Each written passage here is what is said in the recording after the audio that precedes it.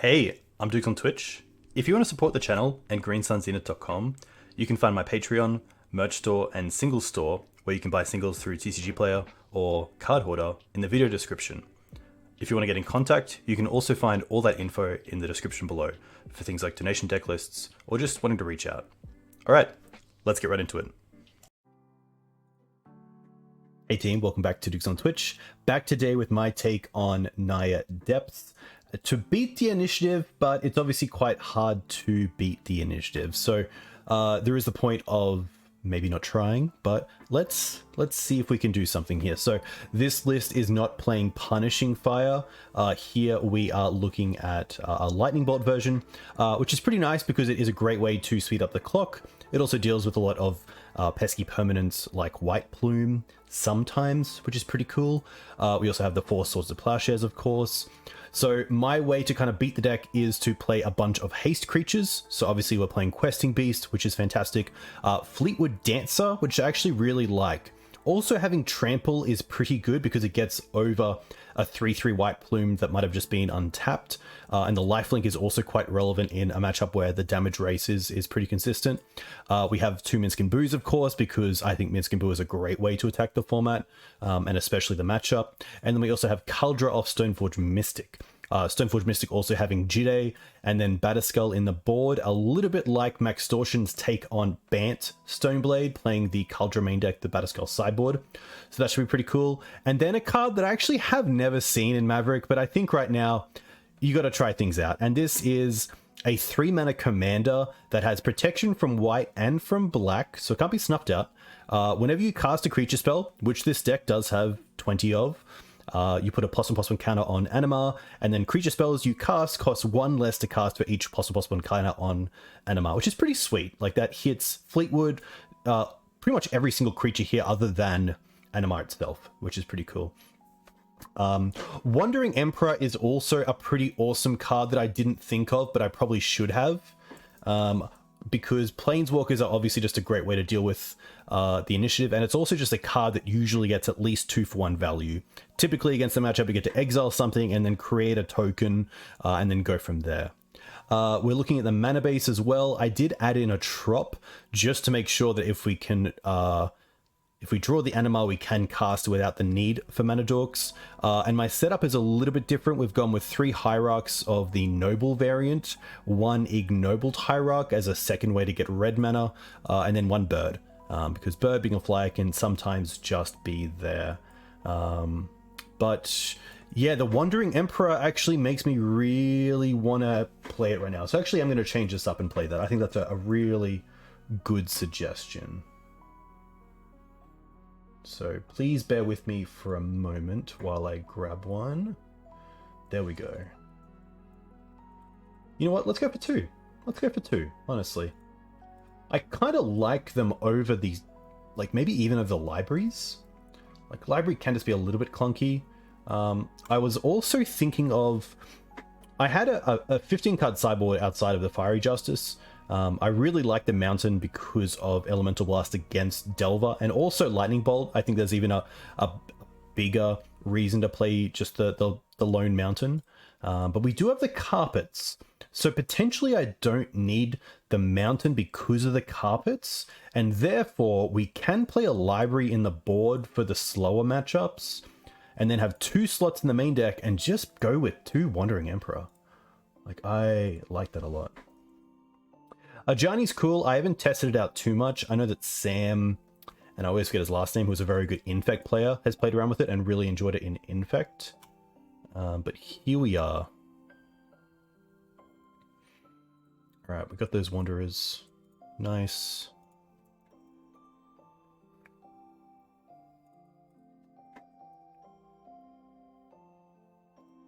Alright, add 2 to the deck. Boom. 60, 15. Let's go for this. We are playing a Legacy League with play points. Nice. Let's switch to gameplay. Let's also update this from obviously Bland Magic to Naya Mav, and we are 0 and 0. Nice. I'm pretty keen for this. It is getting late though. Hey Saito-san, a huge thank you to you as well for putting so much time and effort into Maverick, because your most recent version of Mav is very, very cool. And for those of you who are unaware, it is a version that makes use of the card Dusk Dawn, which is a sweeper for creatures with power 3 or greater. So it plays a bunch of 2 power creatures, so things like Ramanap, I believe Eternal Witness, you have Thalia, you have the 4 mana, 2 a green and a white creature. I believe it's a 2/5 with flanking, which is pretty cool. And then, yeah, some other really cool cards. So a big one for that. We are bringing the old commander card to beat the new commander card. That is correct. That is not a mistake. And hey, June Baby, thank you very much for the Prime sub. I very much appreciate that. Very much appreciate that. All right. Let's see how this goes. Up against Clout Goat Ranger. I think this is... Yeah, it is. It's Cal.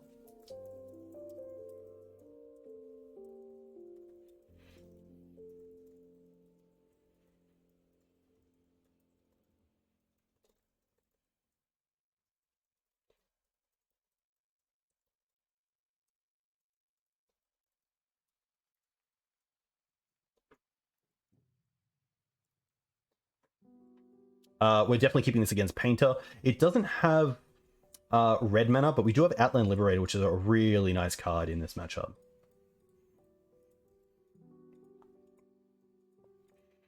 Oh, Marsh Flats. I didn't expect that. This is Cal, yeah. Very cool. Love the little bit of a like nice banter in the sideboard as well. In the sideboard, it's in the chat. Come on now. Yeah, so I do have the bird because of the extra blue source for Ignobled Hierarch, but I could definitely see where a second Ignobled could be better than the bird because of Exalted against initiative creatures. I could see a world where you just play Exalted threats. Oh, Triome? Okay, we can waste that, which is nice. Plains. Tidehollow Sculler.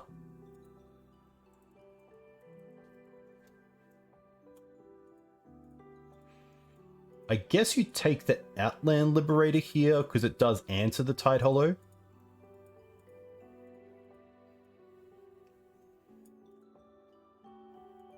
Got something cooking. I wonder if that...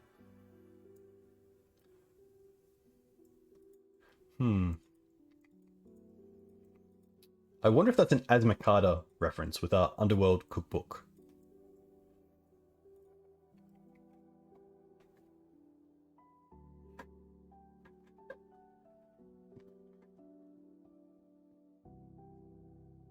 Oh, Ephemerate's a good knock as well.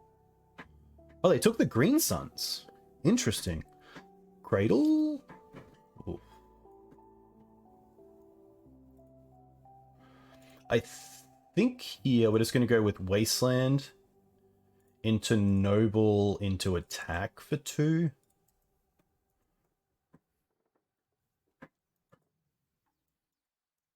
Scam? Could you please tell me what Scam is?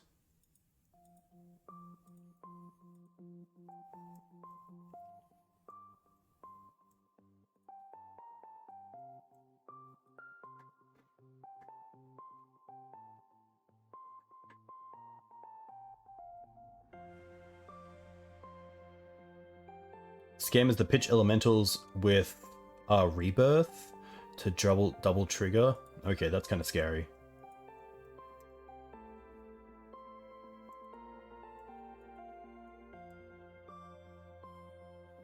Okay. I think here we probably play this first, just in case they have Ephemerate. If they Ephemerate in response to the this, then we can't, like, if we have Liberator in play, we can respond to Ephemerate. Okay. Okay. Let's go with Plateau.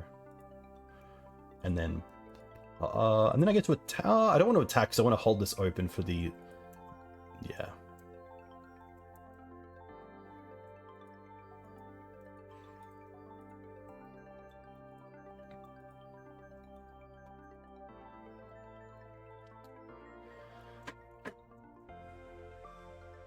This is nice as it also forces a play from them.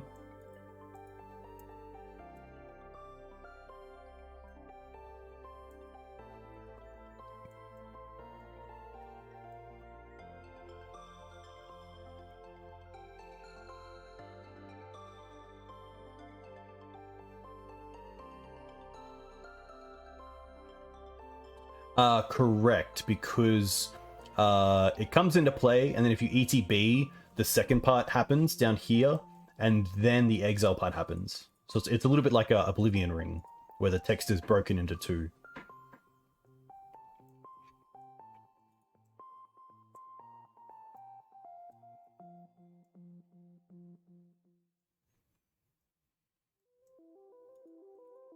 Recruiter.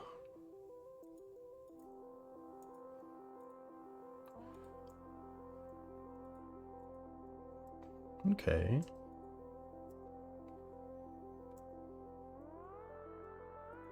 Ooh.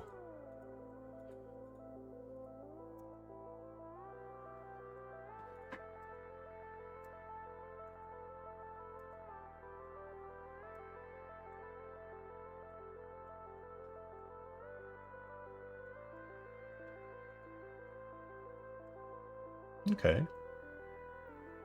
Interesting. I think here I'm still happy to cast Knight, even though we know about the Solitude. And then hold up the Bolt for some sort of bounce spell. I could have forced the Solitude onto the Outland Liberator if I have another land, and then also activate it to deal with the Tide Hollow. That would have been pretty cool.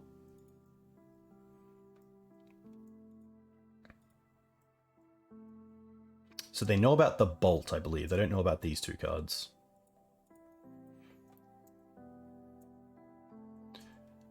Hey, Alop. Welcome. I hope you're well. Interesting. I'm not going to block here. I'm just going to allow it. Just in case they have like a Lightning Bolt.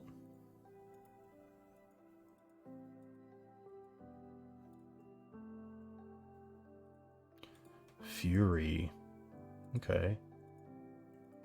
How do they do it?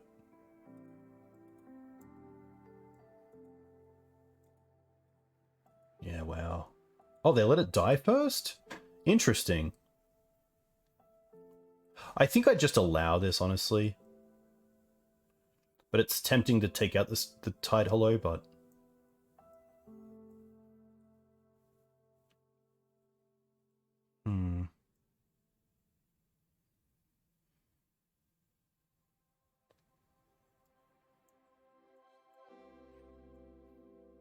So they have a Solitude and then two cards.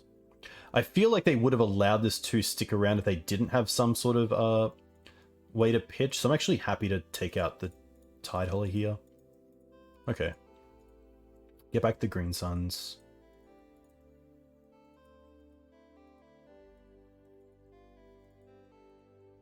Brought back? Yikes.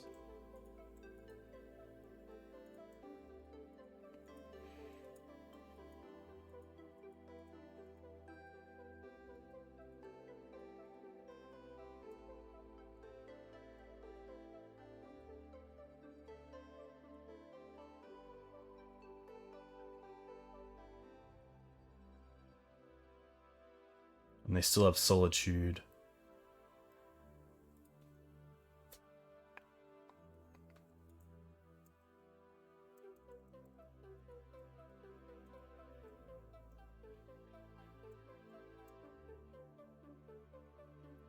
Exile the top 4 cards of your library until end of turn. Until the end of your next turn, you may play those cards. Nuts.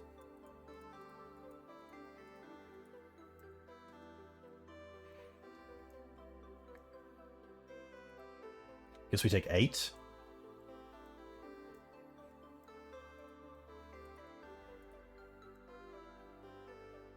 Yeah. Tough. This is going to be tough.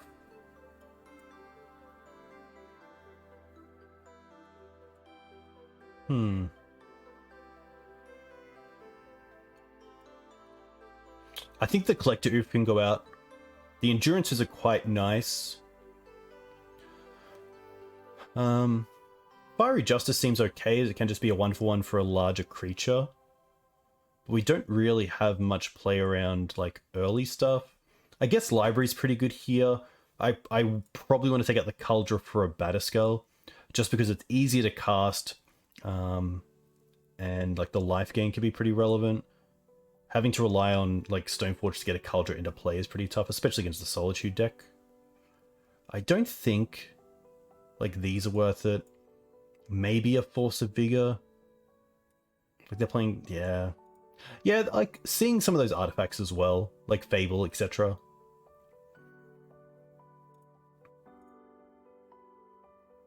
Okay. This is a pretty nice hand. We get to go, like, Hager into Birds, into Sylvan Library, hold up Sword or Bolt. Oh, no, we can't. Yeah, we can hold up the Bird to hold up Swords or Bolt. But yeah, against the creature deck, this seems like a really, really good way to go about the metagame.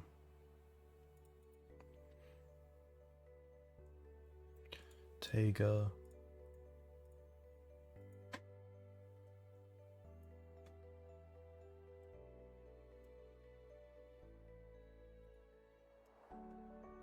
Okay. Ooh.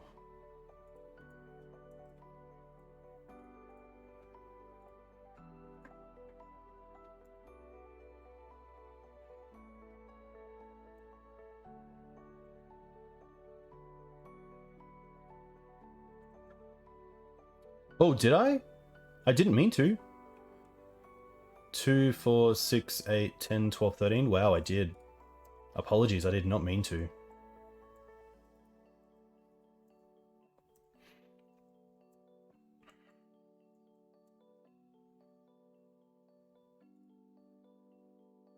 I'm going to put back the Stoneforge, but keep the Outline Liberator.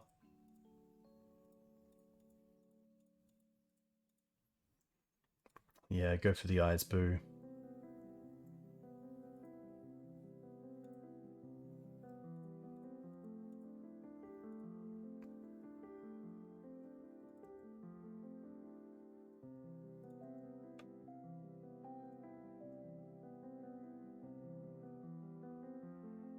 But now it's actually really scary being tapped out.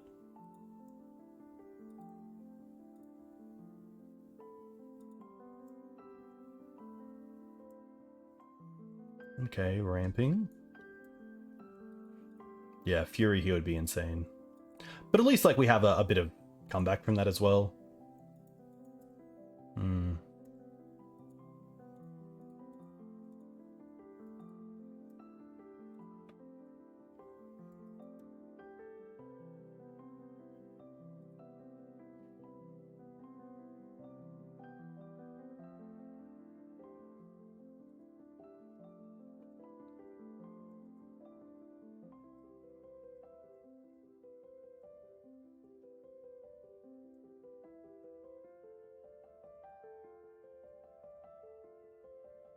Okay.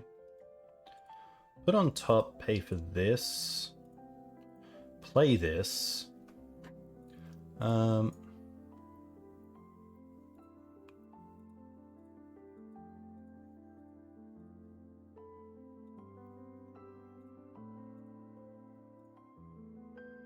do I want to play this? Just trying to think what lands I want to keep up. Like, if I want to fetch for a basic here or hold this up for Dried Out, but probably not because of the Fury. A few things here for sure.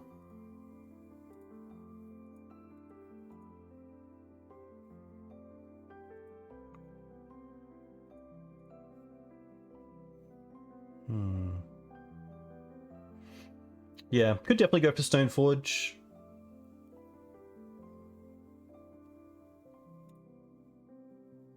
I wonder if they play like a Blood Moon effect. Probably not, seeing this mana base.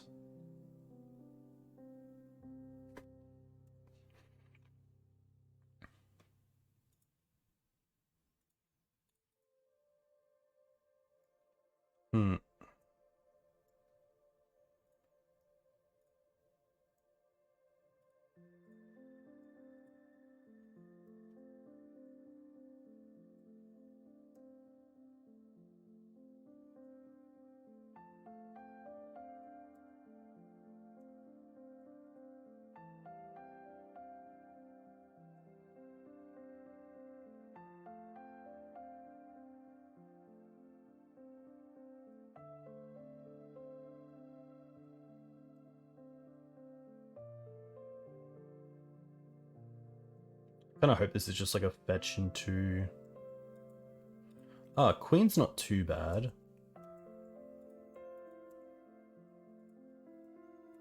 They have 2 cards left.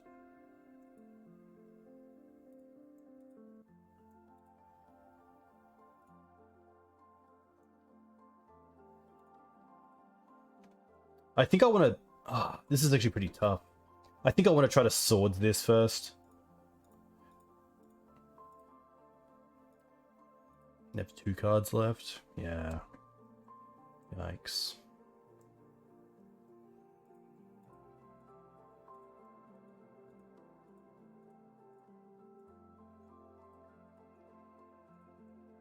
It says Death Touch. Okay.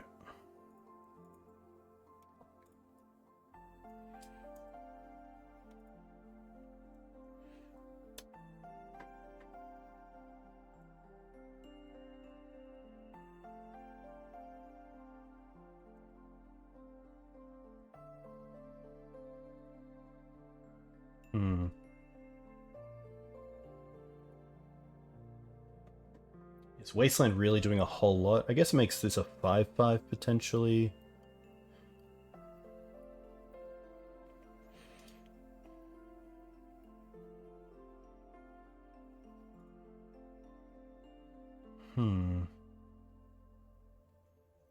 See, this is actually a literal case where Ignoble Hierarchy is so much better because I could be attacking here with Exalted. I think the fetch for Dried Arbor is actually better here.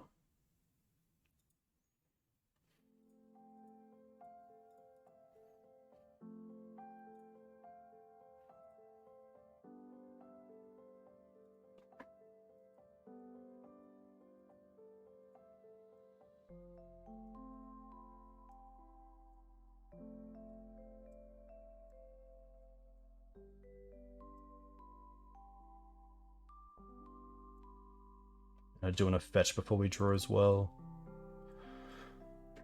Maybe Dried Arbor is just not what I want. Yeah, I don't want to open myself up to some sort of sweeper again.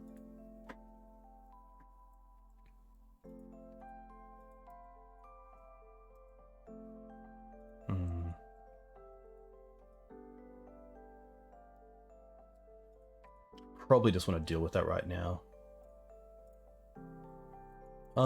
Yeah.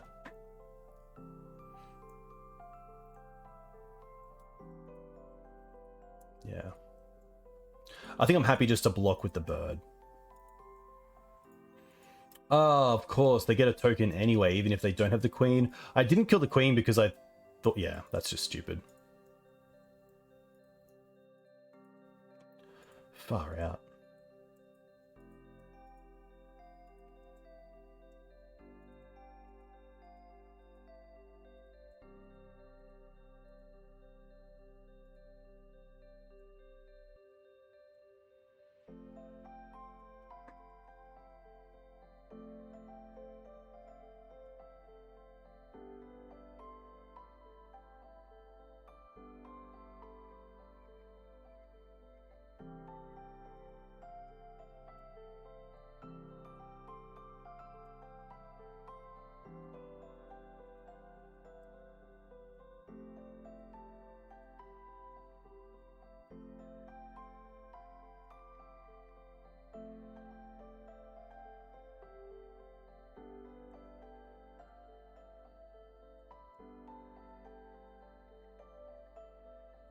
Oh wow, I'm at 6 as well. Yeah, I just have to let it through.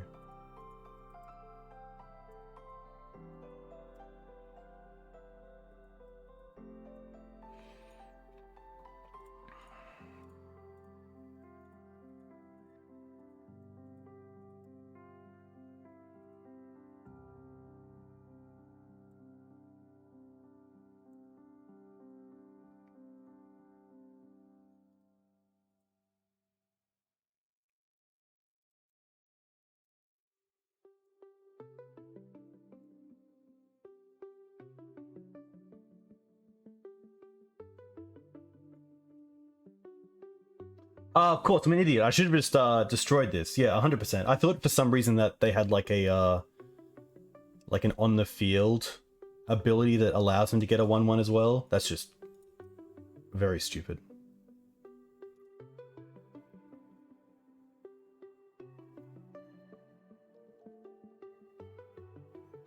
Endurance on top, then I can get it after getting the Monarch. Correct. Yeah, I like that a lot.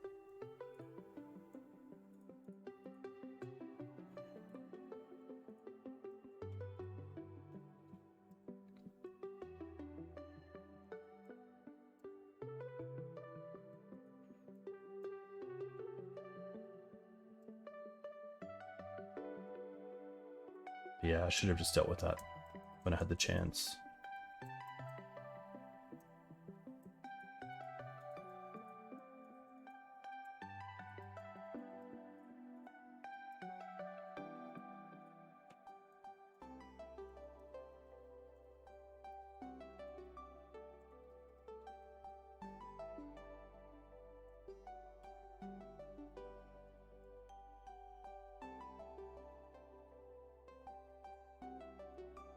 That's a tough one.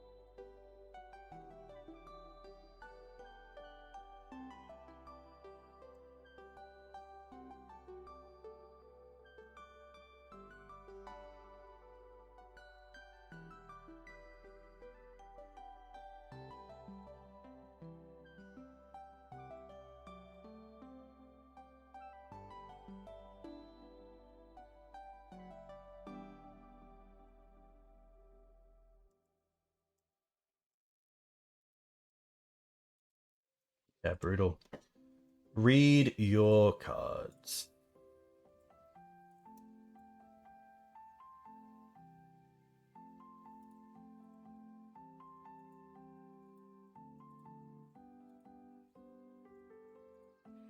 Guess we could like Minsk and Fling if we find like a Wasteland as well. No, we can't do both.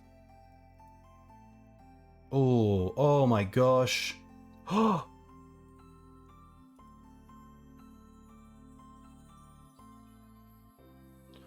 Do we get to steal the Monarch here and then draw into Bolt?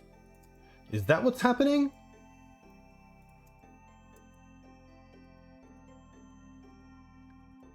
Oh my gosh. Oh my gosh.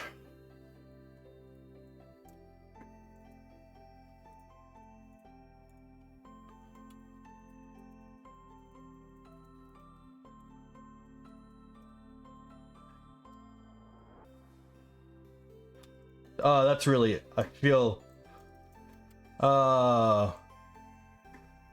that's terrible. That's terrible. Oh my gosh. Oh my gosh. Oh my god. Ugh.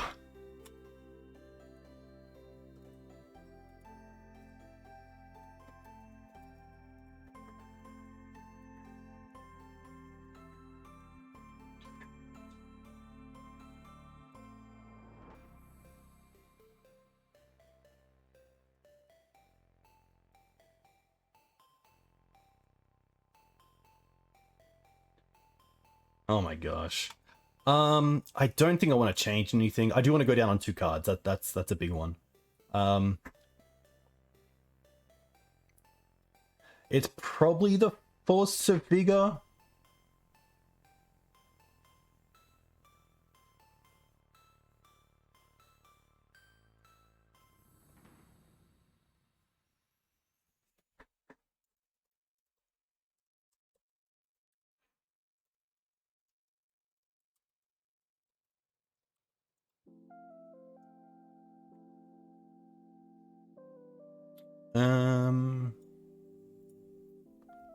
It could be Anima here. Pro white, pro black isn't that great. I guess it kind of is because of their it really only dies to Fury and it can be pretty good against Queen. I think the fleet can come out. And then actually potentially just a creature. It's probably bird, seeing that we want exalted to some extent. I don't mind the endurance just because they are a flash creature. This seems pretty strong.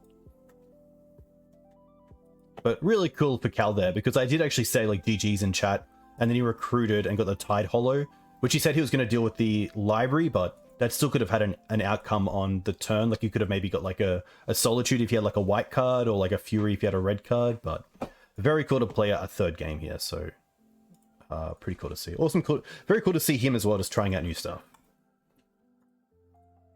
All right.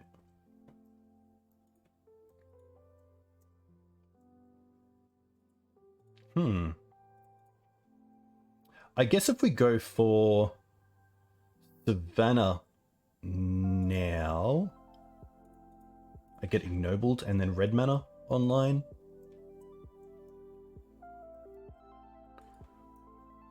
I did leave Fleet in. I think Fleet's pretty good as a haste creature to gain that Monarch back, or just get damage in. It's also a 4-power creature, which means it only trades 1-for-1 with a Fury potentially.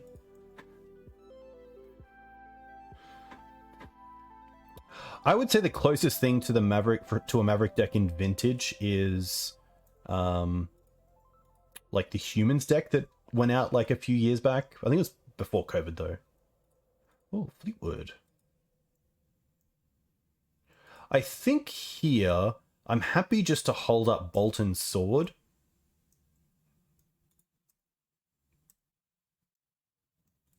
Bug Hate Bears is pretty good. Yeah, like a fish deck is pretty sweet.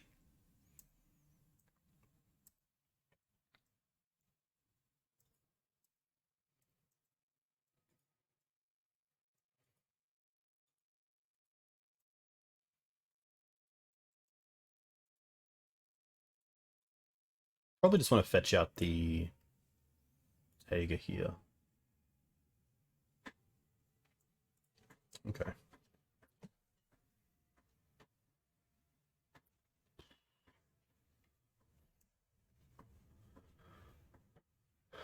Yeah, and just go for Fleetwood.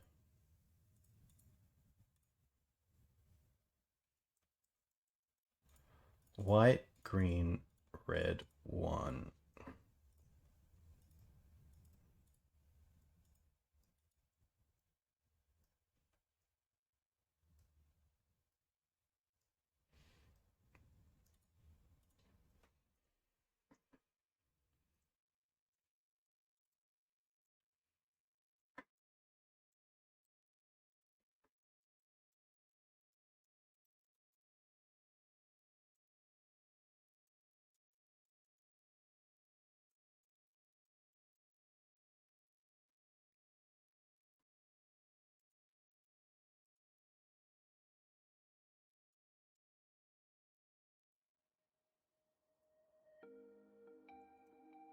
Okay.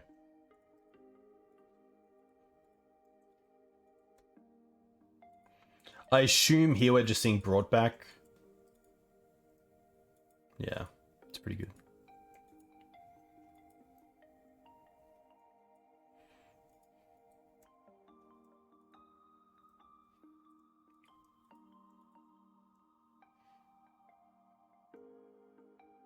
Hmm.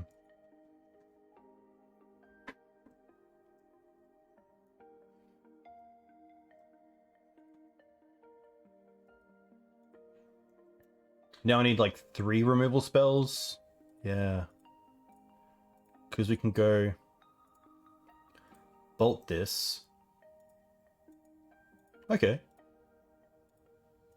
Swords this. Okay. Play Hierarch, play Fetch for Dried Arbor.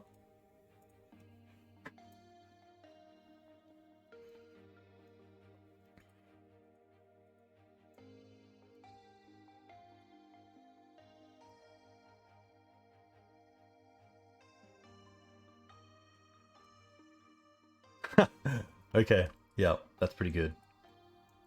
Okay.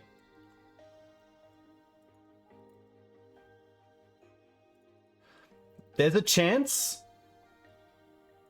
There's a chance here, ladies and gentlemen.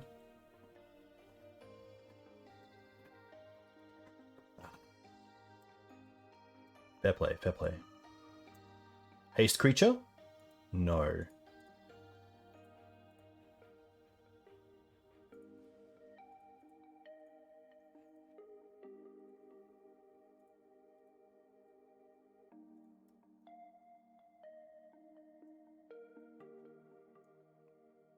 Minsk and Emperor would be pretty sweet, yeah. Both are actually quite good against this matchup. Exile or Graveyard's rough. So now Fury is just like a beast. Don't do it, don't do it, don't do it. Okay, Solitude's not too bad.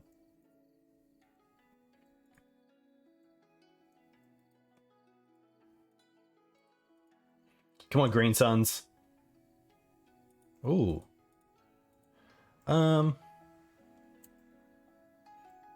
Honestly, I just pass, I guess. Pass and draw.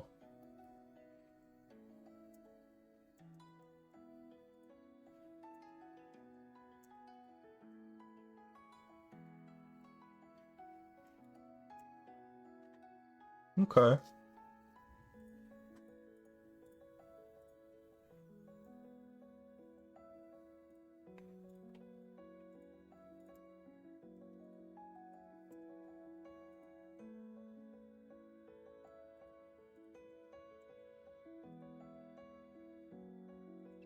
Four mana.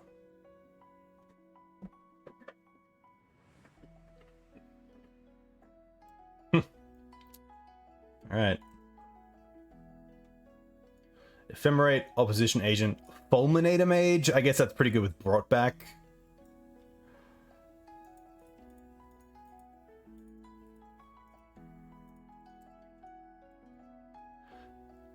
The issue is if I draw a card here, they could potentially ephemerate the Tide Hollow, but I think that's okay. At least this means they don't like get my draw step.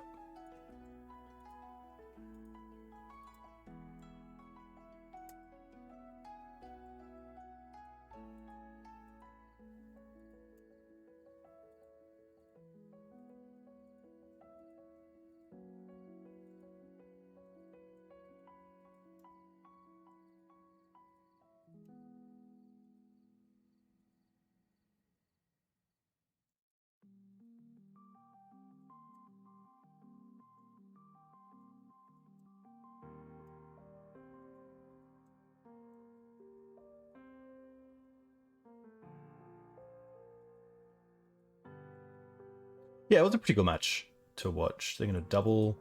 Okay.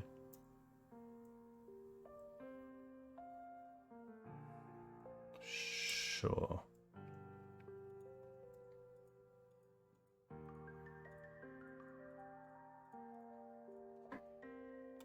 But yeah, there's not many outs here I have, if any. But yeah, cool to see a non-delver, non-initiative, but oh, this was a tough one. Whenever you cast a spell this turn, put a +1/+1 count on target creature control. Okay.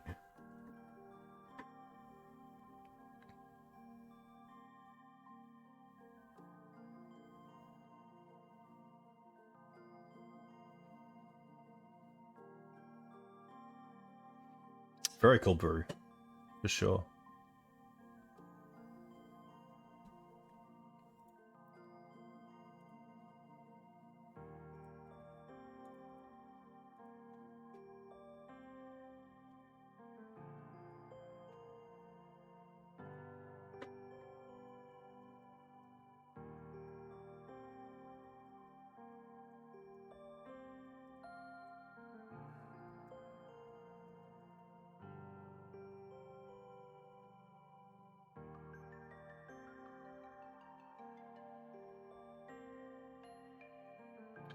Did they...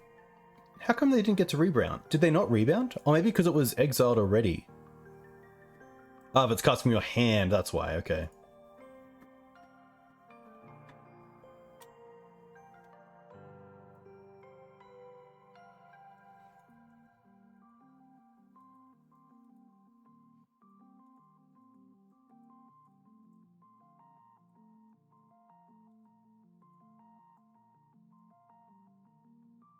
I mean, Questing Beast here is pretty strong. They do have 3/3s, but 3-powered creatures. Minsk? Jitte. Changes things up a little bit.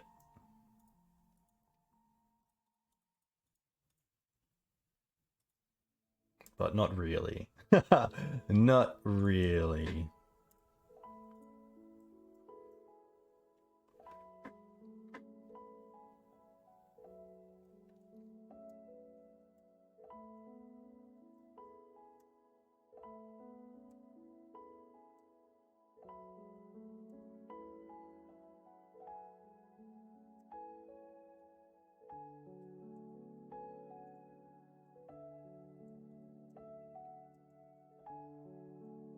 They actually have lethal on board, so I do have to do something here. That's probably just kill the opposition agent if possible, but I should have done it before this, of course, because now they get to maybe push something. Excuse me? Oh my gosh.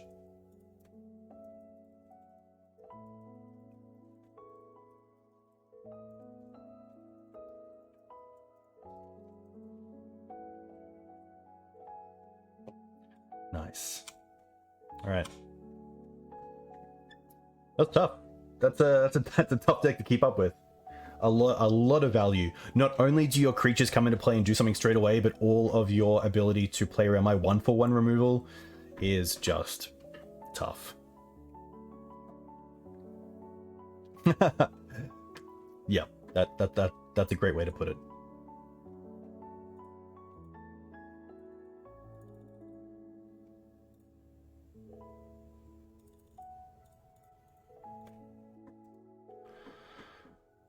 Hey Cal, that was very cool. That was very, very cool. I apologize again for the GGs early on, but yeah, that deck is sweet.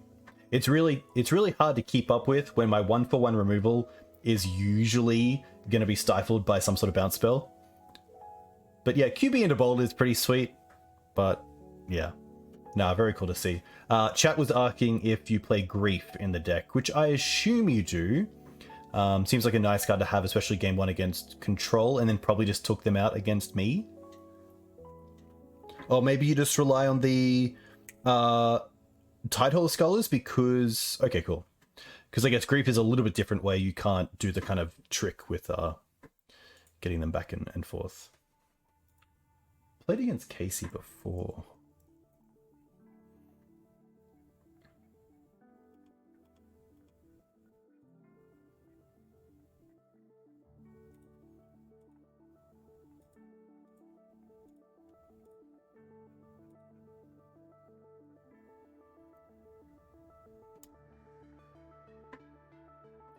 They are playing a Yorion deck, which this hand isn't great against. I think I'm pretty happy to mull this a bit.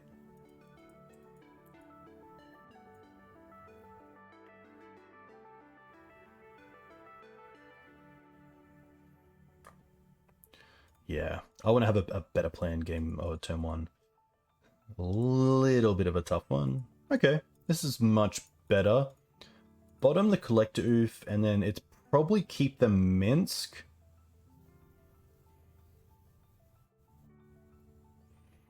Over the Wandering Emperor.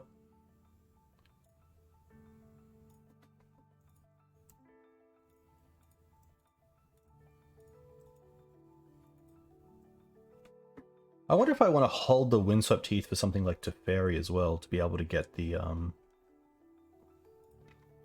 Dried Arbor out of the deck. I think I'm happy actually leading on Trop. That kind of gives away weird vibes. Like, we're obviously not a Trop deck, but we do have one in the deck for Anima.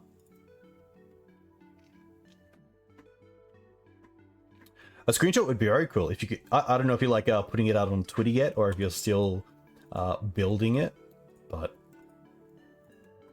yeah, deck looks sweet. It actually looks right up my alley as well, because it's like a nice creature deck that has like a lot of game against just value decks.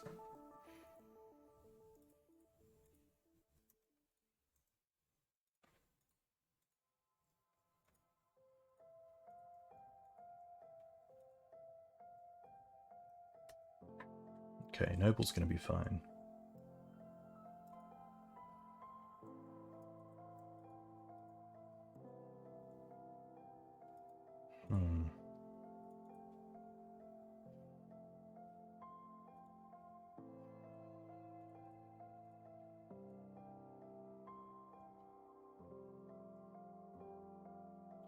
Does this resolve? It doesn't. Okay, that's pretty nice. Force pitch force. Yeah, good luck this league.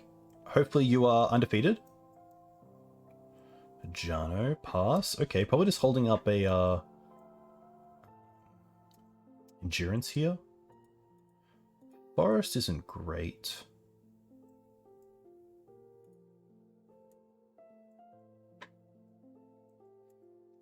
Especially because endurance with Exalted beats Boo. Hull Breacher. Okay. Yikes.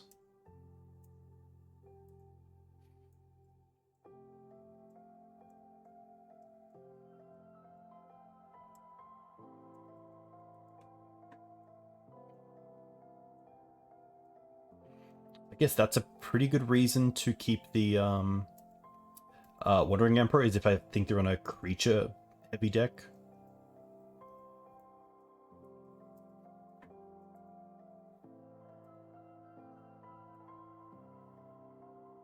Ugh.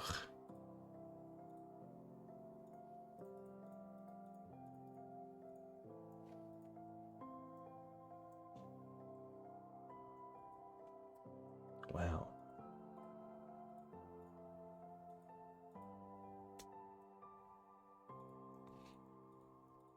Aggressive for sure. Oh, maybe this is a...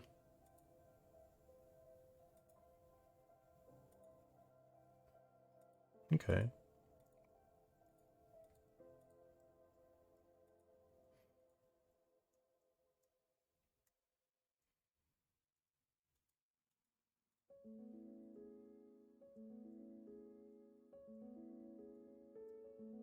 Soul Herder. Yikes. At least we can swords that. But we're just like 3, 4, 5, 6, 7. 2-turn clock. I do have Dried Arbor to potentially trade with something.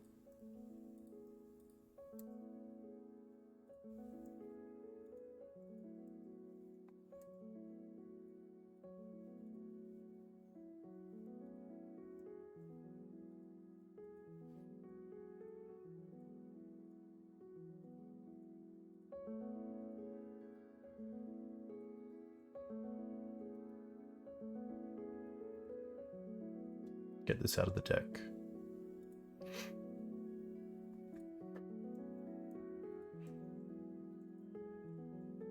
Jide would be kind of cool here. That's why I got the Bolt's pretty lame. I don't think it's worth playing this land.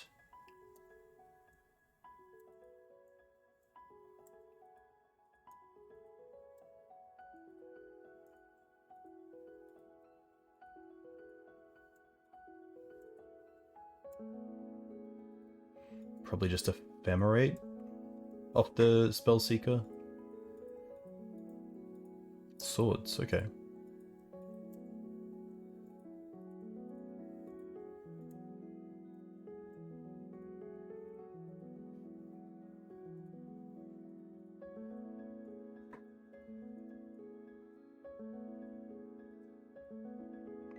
Yeah, tough. All of these creatures again just getting so much value that it's hard to like lightning bolting a creature there is not great, and yeah, just mana.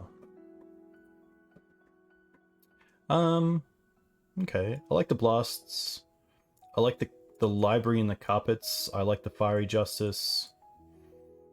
Oof is pretty irrelevant. We can go down on mana dorks.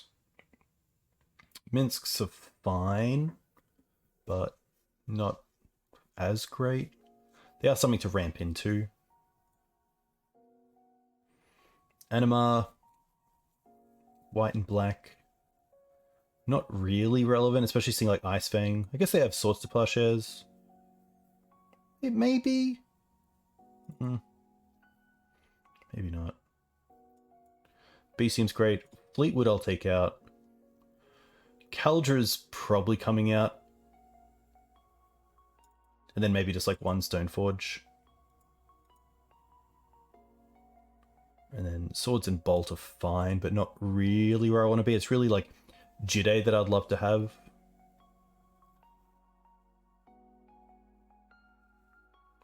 And I could see Cradle coming out here. It seems like a deck that's going to go after my creatures pretty hard. They could have, yes, Solitude.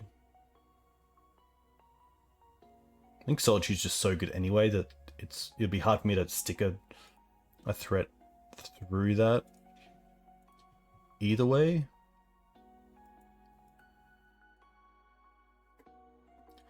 Yikes, that's a mull. Just mana again. I don't think this is a keep. Alright, I guess we bottom Dried Arbor and a Wasteland.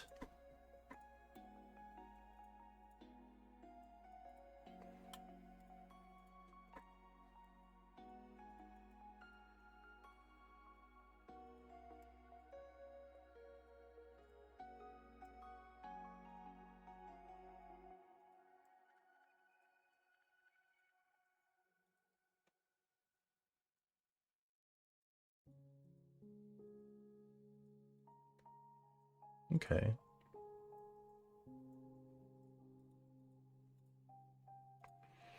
That's kind of nice, but here we obviously want to have a red source potentially.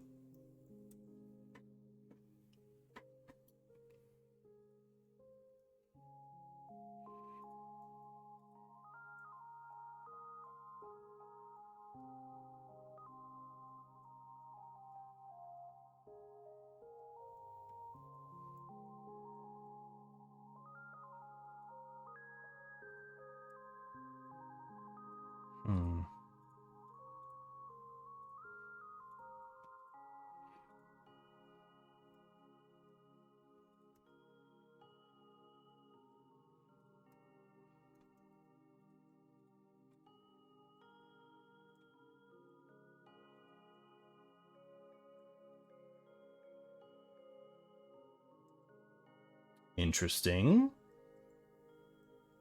They must have removal for the Jit before they put in a creature. But still, the 4 life isn't too bad.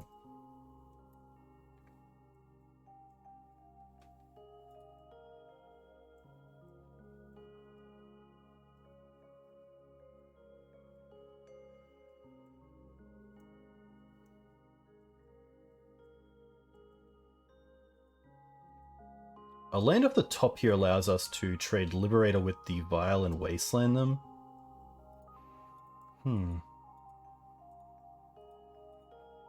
Probably happy here to attack first.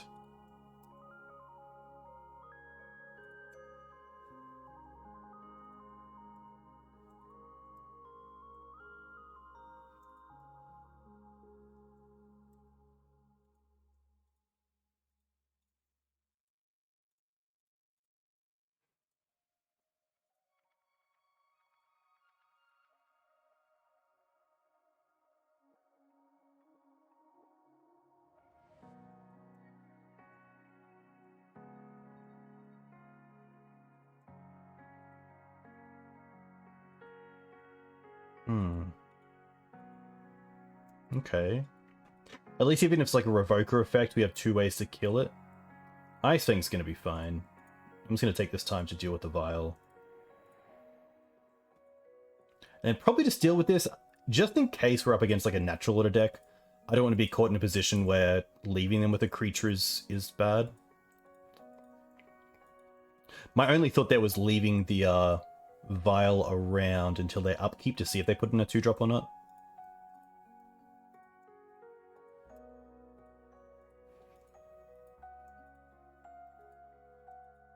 But Jide here doing a lot of work, especially on a mull to 5.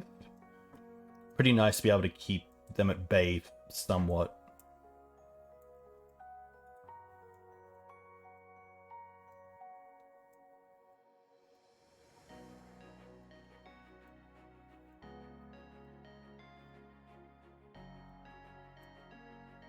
Wow.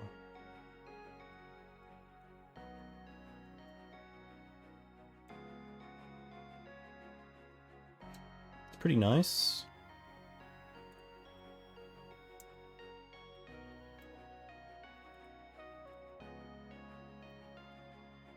Still nothing. Wow.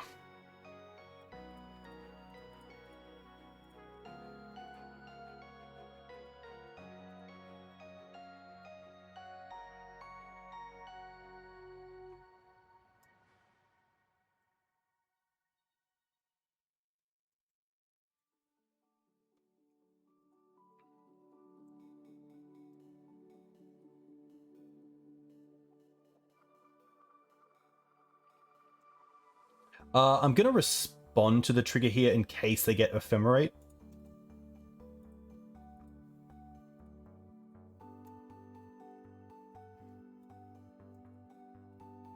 And now at least if they get Swords to Plowshares, they get Prismatic Ending. Okay, that makes sense.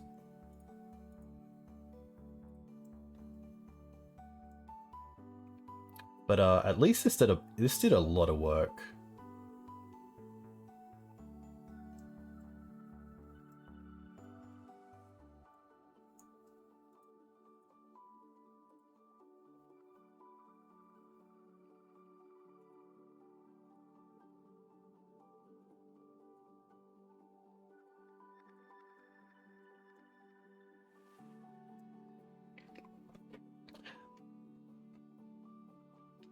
Yeah, Autumn could definitely be better. I just like Outland Liberator because it's a 2-drop in the deck. Because I do have a pretty high curve in this version. There is some... still rough. What do we have? We have 4 mana. I could try to draw... No.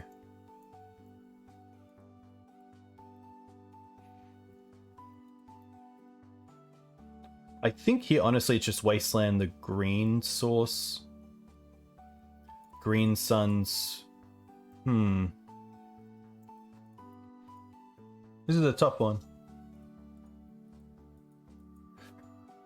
Yeah, Night of Autumn is nice, but it does run into any sort of ETB effect like Torpor or Hushbringers if they're running around. But Night of Autumn's quite nice right now as well because it is typically just a 2-for-1 straight away. Like you have the body that sticks. Outland Liberator, you obviously have to sacrifice it most of the time to get value out of it. You don't have the luxury of flipping it. I think double spelling here is fine. And there, okay. What if we go Green Suns for Dryad Arbor? That gives us a forest, which we can sack to get a fetch land into red mana for Minsk. There we go, that's the line.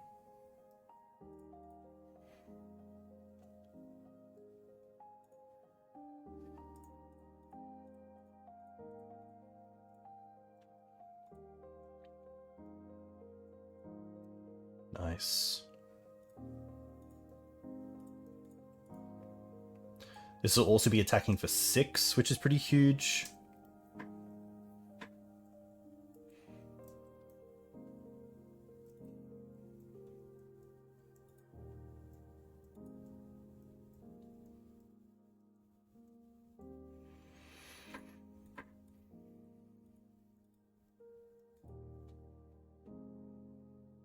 I could also draw 3. Maybe that was better. Yeah. I could definitely see that being the play.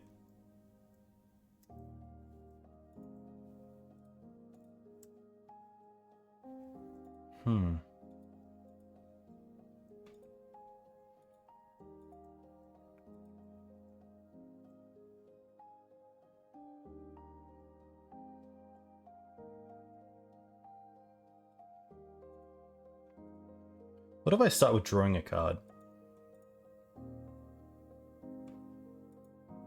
Because now, if we minus Boo, we either lose the Boo and draw 4. I guess if they have Hull Breacher.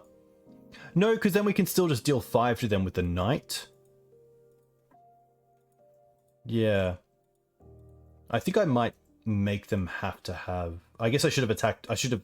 No, because I do want to fling 1, hopefully.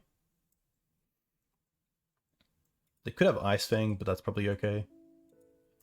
Vents, though. Okay.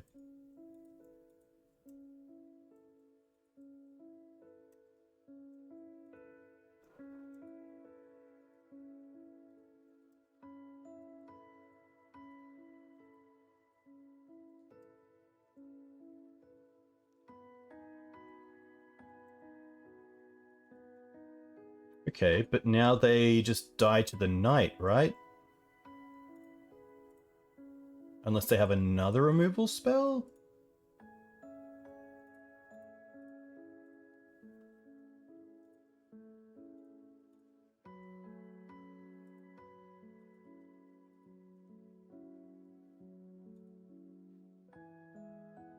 Nice. Wow. That's pretty sweet, especially in a Mulder 5. Looking back, there's not too much I want to change. Obviously, ETB stuff is tough. I think I'm happy just running this back, and hopefully it's not too bad. 3 lands, 4 spells.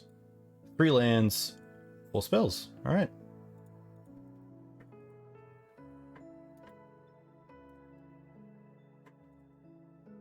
Also, having an out to like a Dryad Arbor turn 1 is pretty sweet.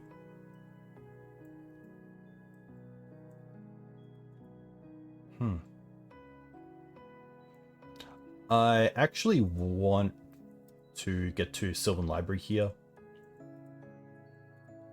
And then I can also go for Dryad Arbor with this Windswept Peak down the line and get Jide online.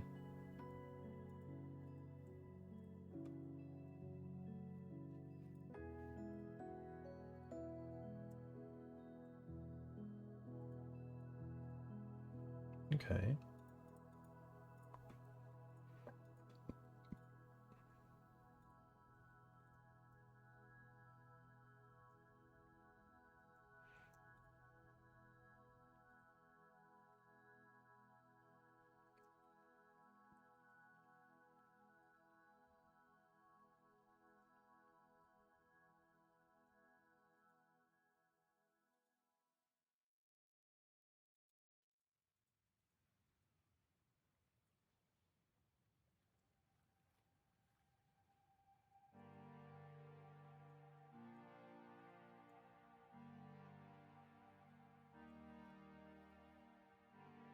Could just go after their mana here and leave them with just the Vial.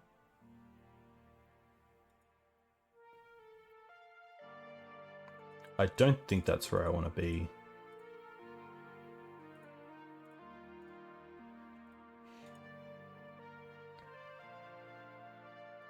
I guess like Charming Prince here is pretty good.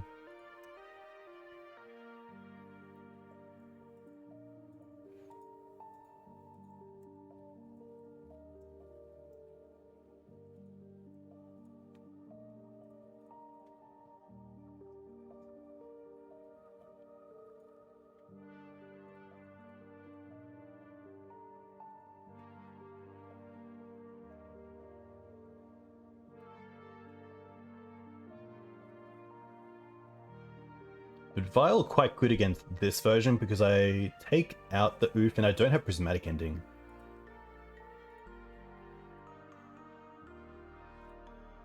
Maybe that's an oversight.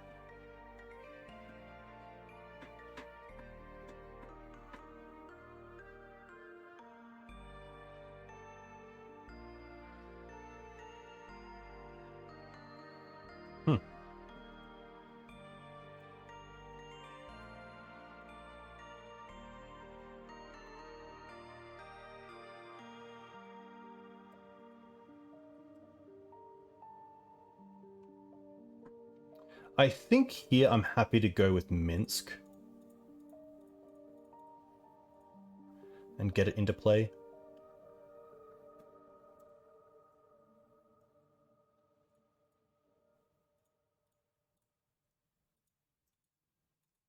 Like if they try to sword this or something, I'm pretty happy with that.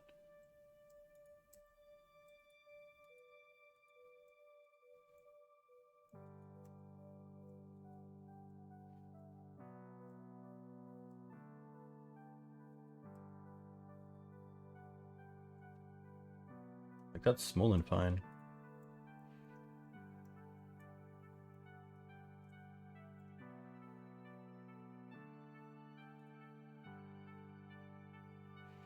They keep it at 3.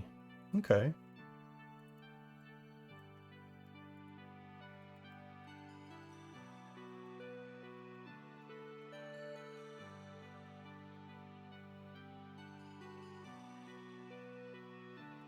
They attack me. Huh.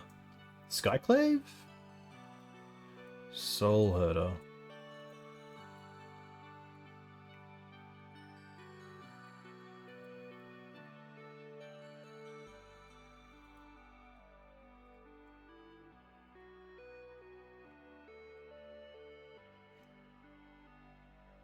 Okay.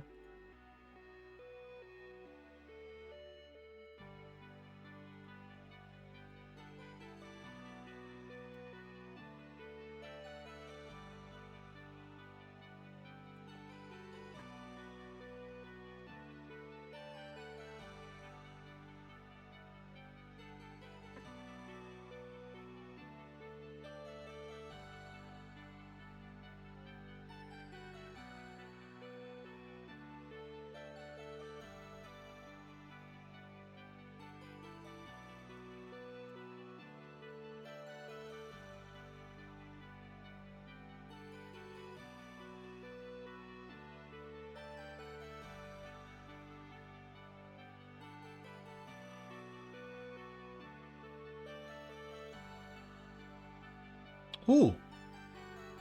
Wow. Okay. I didn't expect this to happen.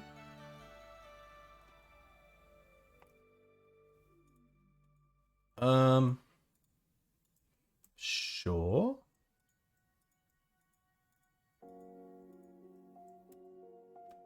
What are they going to get? They are tapped out. But we do get to hold up Bolt here, and the next turn we can attack with Dried Arbor on Jide. They get a Swords. Okay.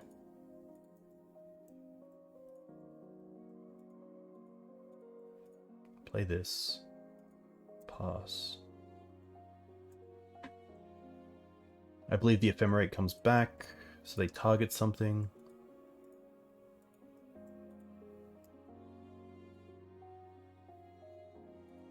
We can go to Bolt it.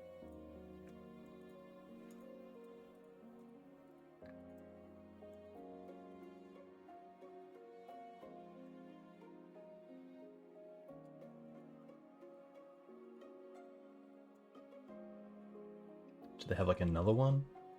Another bounce spell?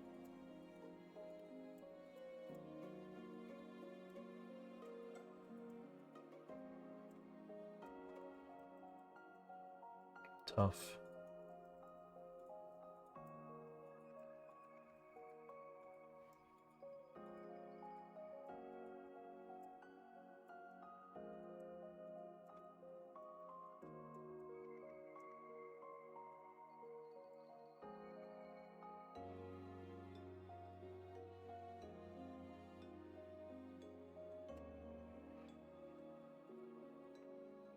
Okay. So they have another white source for another Ephemerate? Noble's fine. Hey Mike, welcome.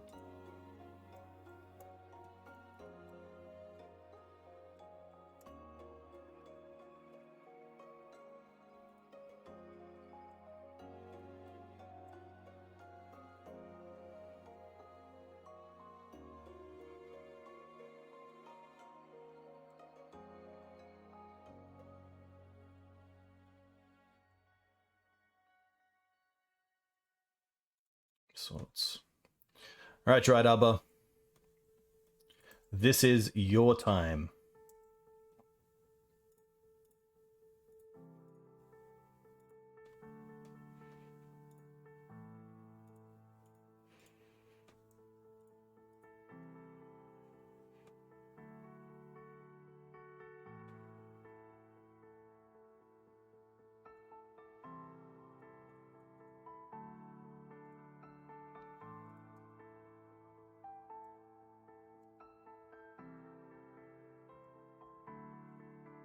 Interesting that they're trading here. I didn't expect that.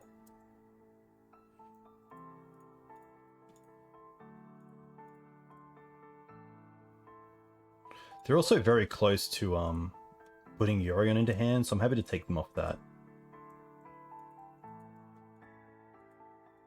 So now Ephemerates come back.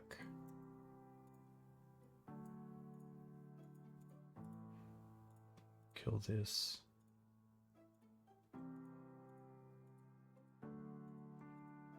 And then there is a world where I actually just want to kill the noble here to stop them from playing a land and putting Yorion into hand. That's pretty interesting. Yeah.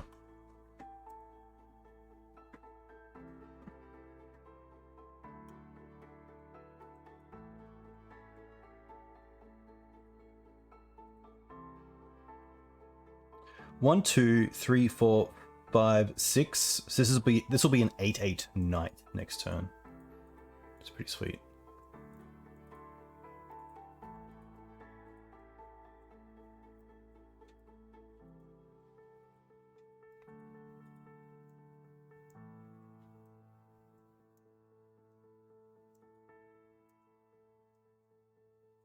Ooh, oh no, second white source. That's pretty rough. I think we just pass the turn and then swords in upkeep.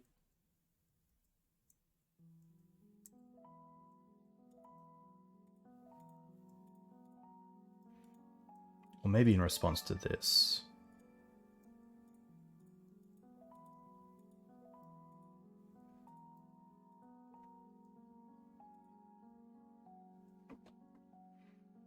Hey Minaj, a huge thank you for the sub. Hope you're doing well.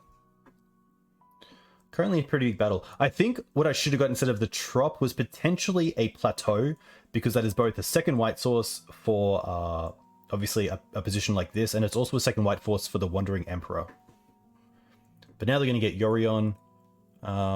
They don't get value off it, which is nice, but we do have Knight into Caracas to deal with that, so it's not over. We also have like Pyroblast, or another swords, but of course,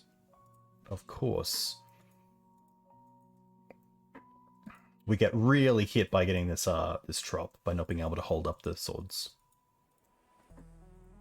But no value off this Yorion is pretty nice. They get to reset the Vial potentially, but they might want to keep it at 5 just for the Yorion. They're going to reset, okay.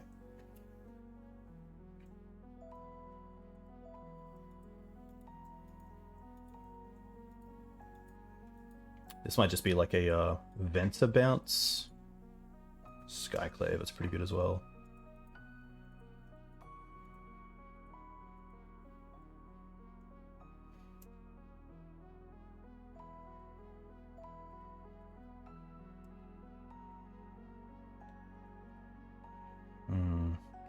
Probably not worth playing.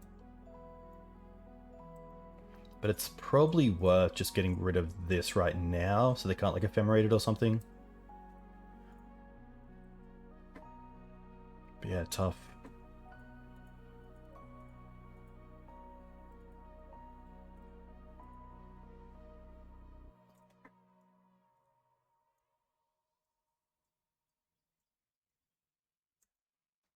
Now we can't fetch. Yeah, okay. That's something.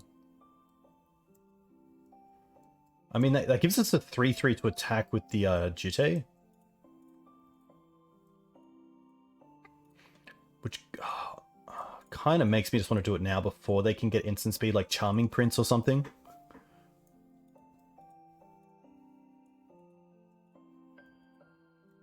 Oh my gosh. At least that buys time, but then they also get the Jitte here. I guess we get a 3/3 back, which isn't too bad against a 2/2. Hey Matt, welcome. Hope you're well. Yeah, Animar here would actually be pretty cool. Obviously being pro-white is big.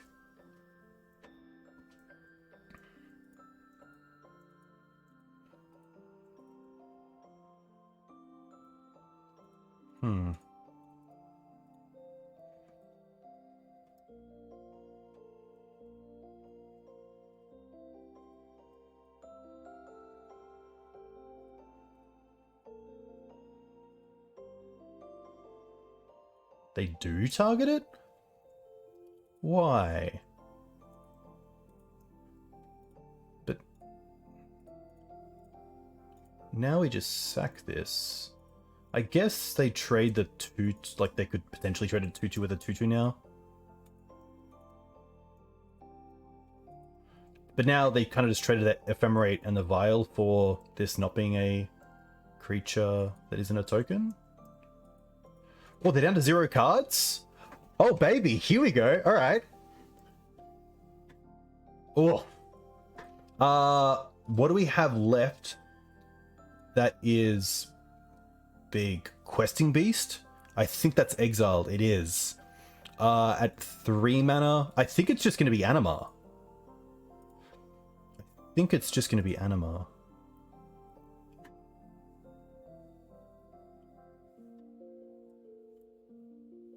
Fleetwood's out. Oh, Anima. Oh, no. Oh, no. And Dancer. I think then it's just going to be Knight. Let's have a quick look.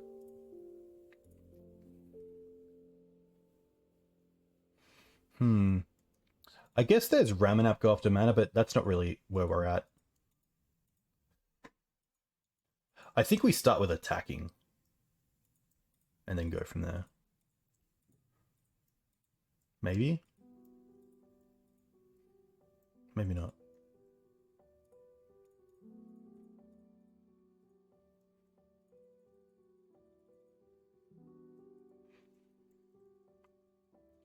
I think it might actually be attack and then get endurance and endurance myself and try to get questing beast back in some sort of plays like that.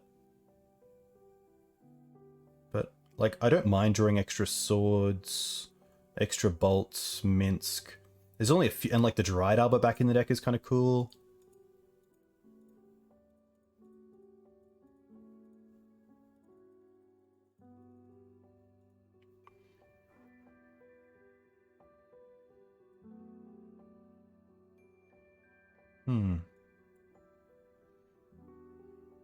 Yeah, I think endurance target myself is fine. And then, no, I'll shuffle, because I probably, like, I wouldn't mind drawing a Bolter of Swords.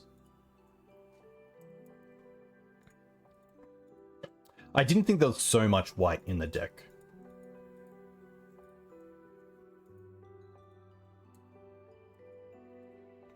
Yeah, the thing is that I feel like I just wanted some sort of value straight away, because I think that I have so many outs to draw into removal here.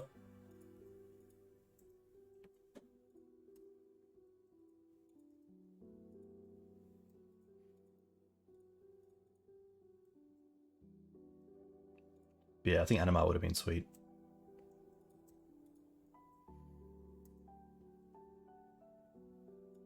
Okay.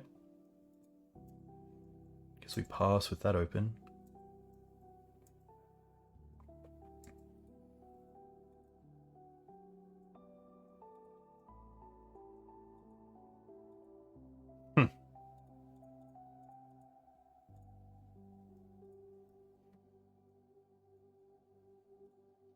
I don't really want to target them. I don't believe they run like Snapcast or anything.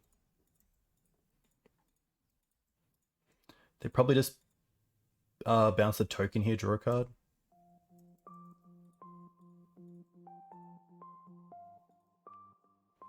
Okay, Krakus is fine. No great attacks for them. Krakus does stop Minsk. Okay.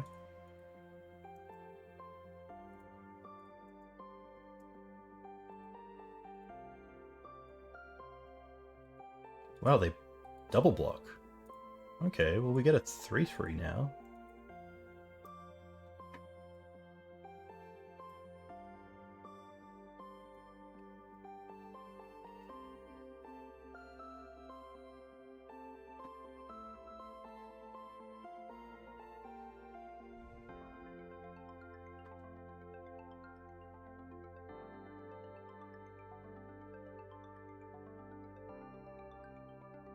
Ugh.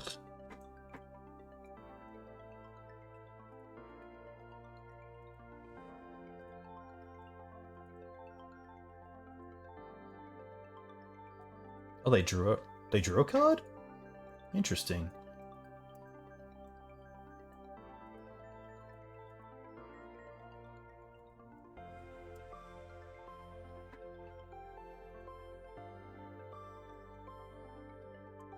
I just want to get this Teferi off the board, so I don't mind attacking with everything here.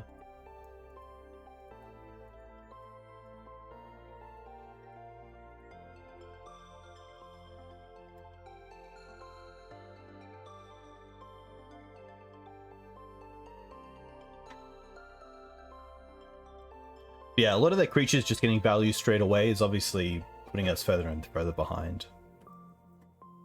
But yeah, pretty cool match. A lot of like back and forth. But I would say quite favored for Espervile.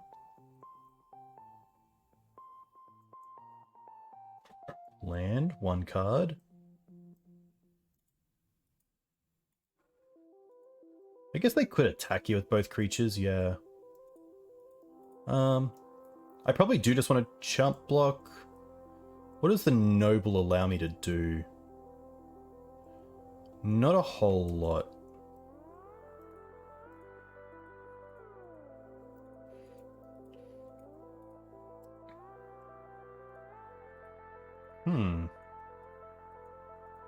Strong. I'm going to hold up draw a card with the Knight.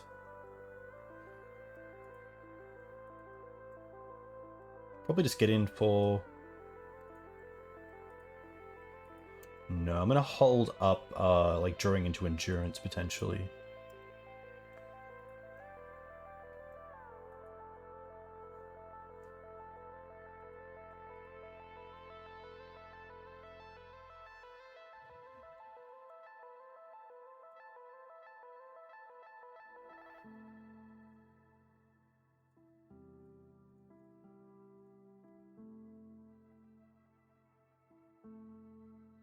Canopy.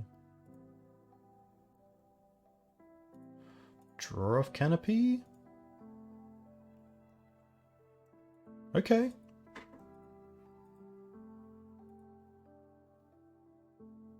Blue spell?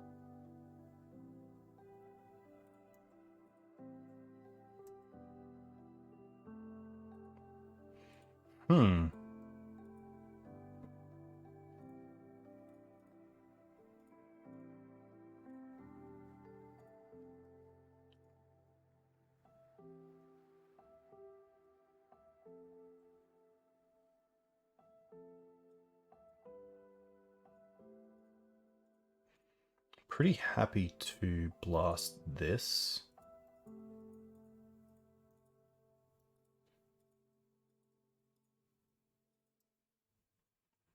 And then probably take out... Oh, there's no Wasteland. Probably just get the Horizon Canopy.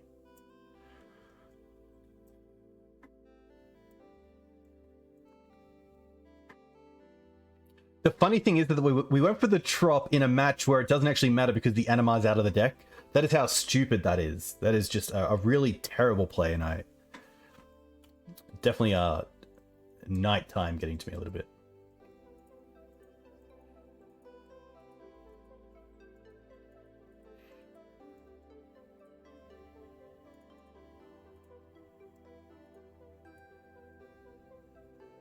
We can't get a fetch. Let's just get a Wasteland and then draw off the Wasteland.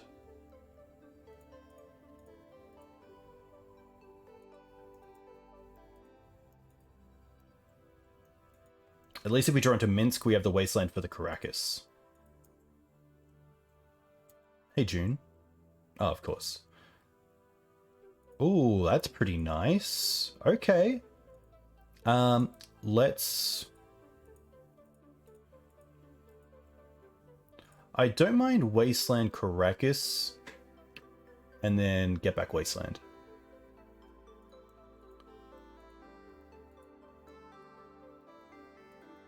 Fencer? Okay.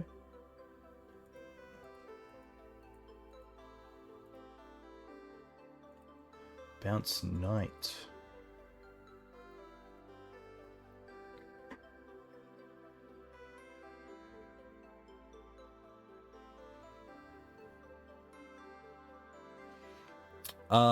What I should have done is probably responded with another Wasteland on the Caracas before they get to return it.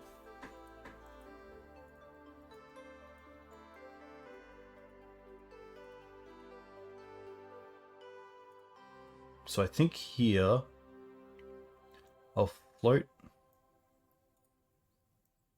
white, sack this,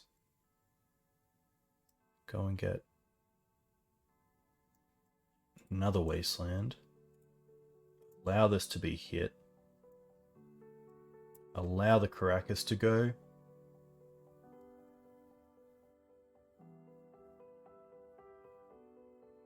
See if they want to return it with Venser. They do. Sure.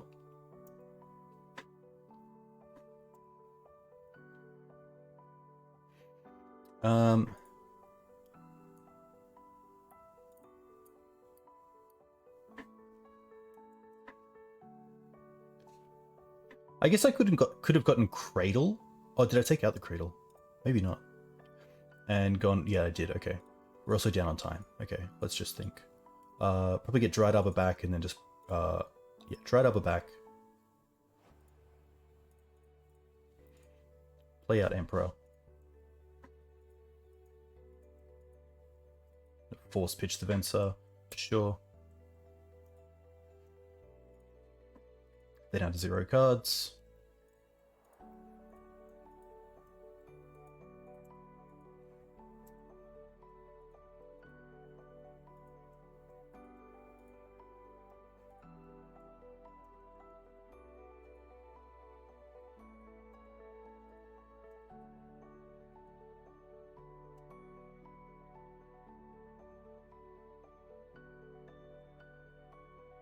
Target player can't cast spells this turn. Sure. And can't attack. Get back Wasteland.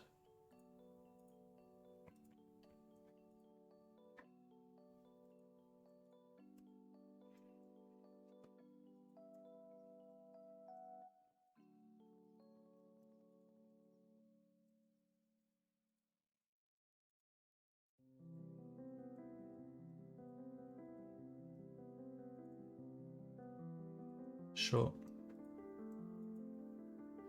Sure.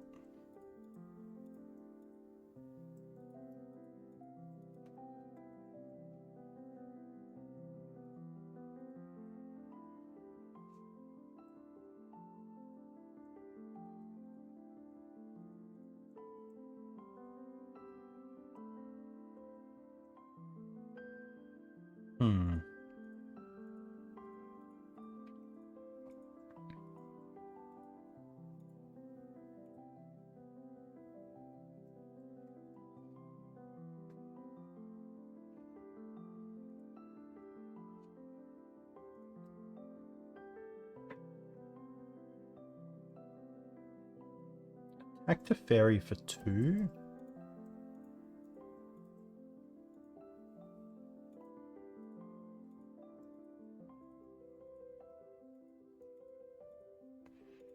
Okay, the less creatures the better. Green 1, white knight 6.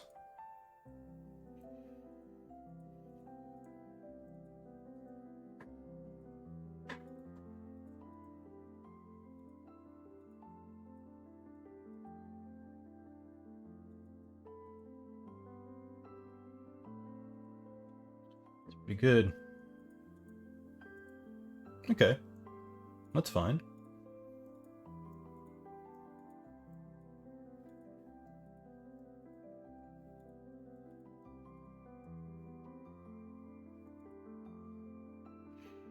Get back the Dried Arbor.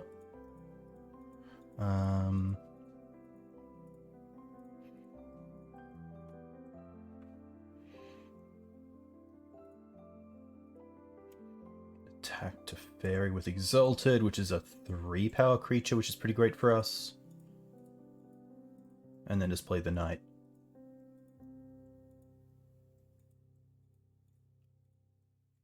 Oh, wow.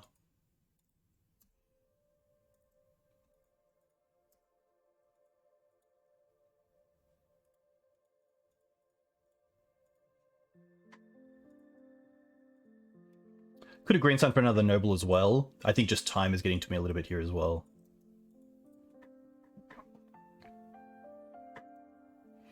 Do they have like another Trop or Tundra here? Island, okay.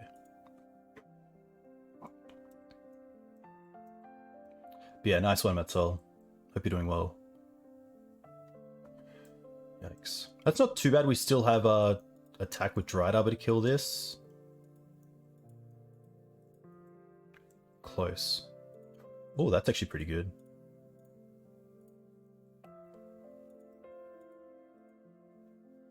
Land 1, 2, 3, 4.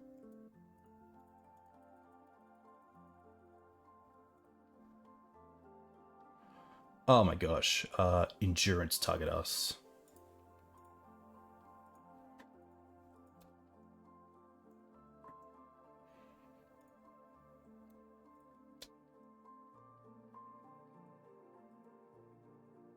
Land from them. Fetch. Try land. Pass. Hit this. Stoneforge. I actually don't think we have any more targets. Yeah. Endurance attack.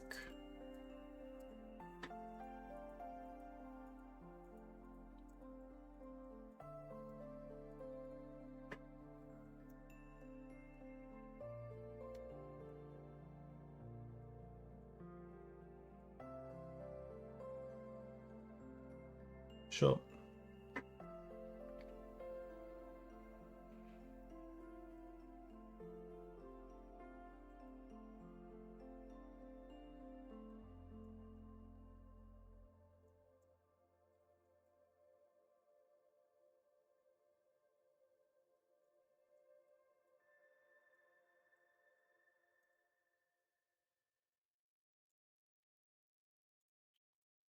Take them off the Savannah.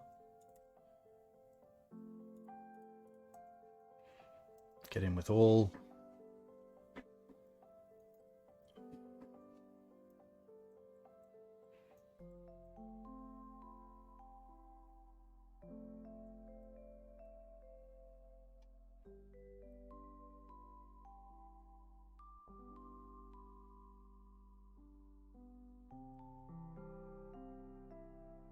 Hey Mangork, welcome.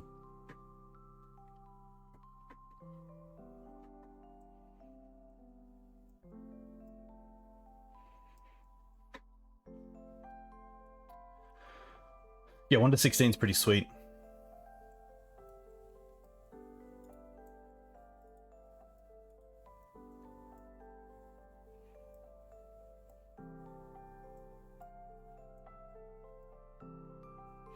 Do they have a land left? They do. Okay.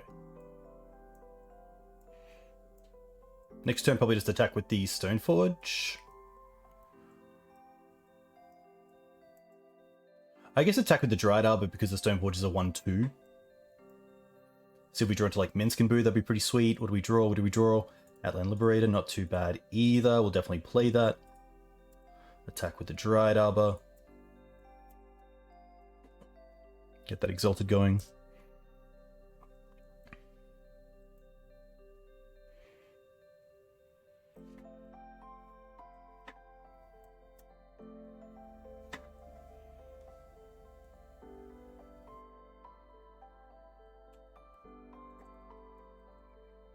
I'm just going to yield into end step. There is a world where I can like sack this Outland Liberator to hit the Aether Vial, but I think that's okay.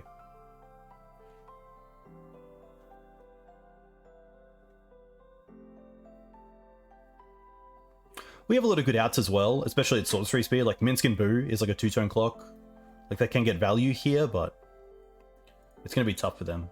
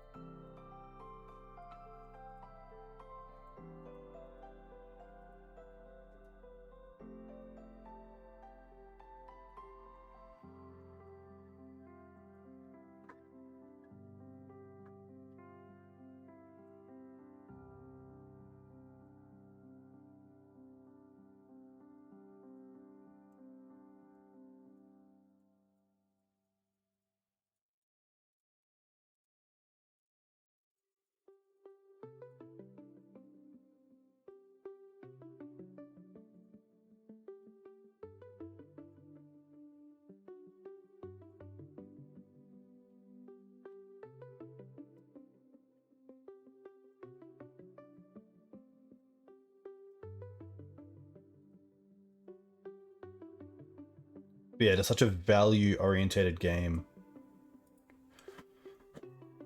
Sometimes the clock is just too much. Which you're gonna get with a deck like this.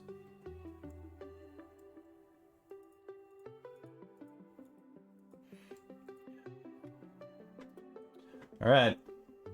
That was... I don't even know what to say, but... that was a game, for sure. I think there was definitely little things in that game that added up. Like fetching the trop there was huge. The sideboarding was horrendous as well. I apologize for that. Yeah, definitely some things I could work on.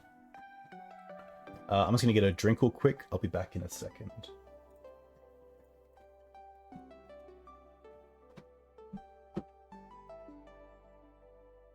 On.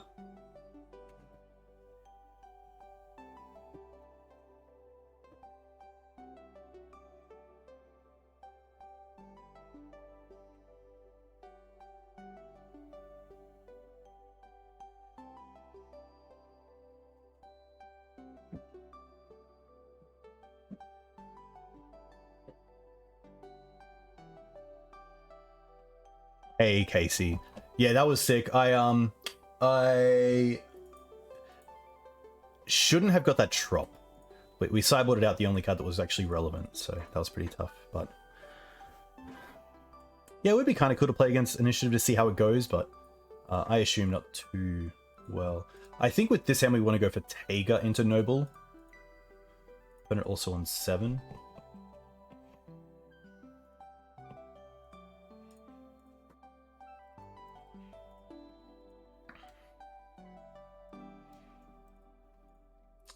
Yeah, it's tough. It's already past midnight, so... Oh, Ancient Tomb. Petal. Oh, please be White Plume. Are we going to steal the initiative here? No. Okay. Well, I tried. Minsk. Okay. I think I just like Green Suns for Dryad Arbor here. Bolt. Oh, no, I use my mana incorrectly here. And hopefully it doesn't get back to bite us. But yeah, obviously use the Noble for the Dryad Arbor. Yeah, big punt. Oof. Giving them a mana as well is just so huge. Kind of time walked ourselves, because then next turn if we don't draw a land, we have to Green Suns again for a mana dork and then Bolt.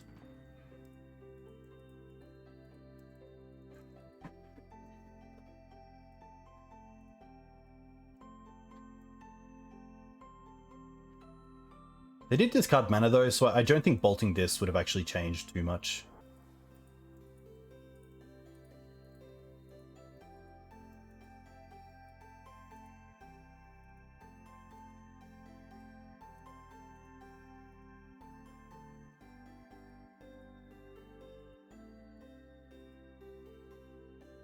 Yeah, the only blue card is Animar, which I should have actually kept in against you. That was incorrect. Obviously, being pro-white is quite good. Ah, Volk?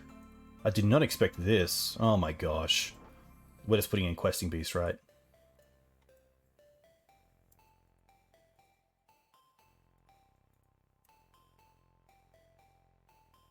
I guess we just get rid of Dryad Arbor. And discard the... probably the Green Suns. Maybe it's actually Minsk here, it's just too far off. We can double bolt that though, so that's pretty nice.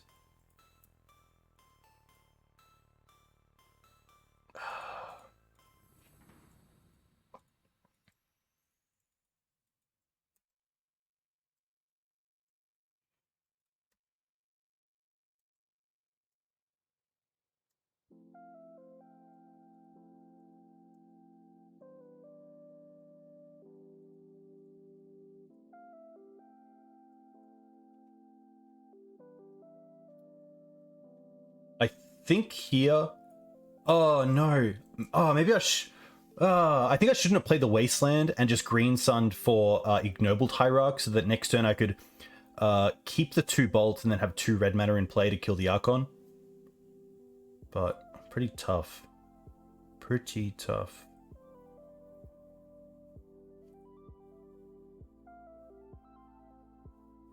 I think we...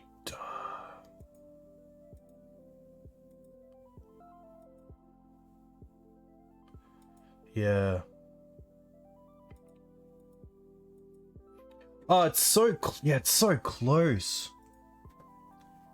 Rough.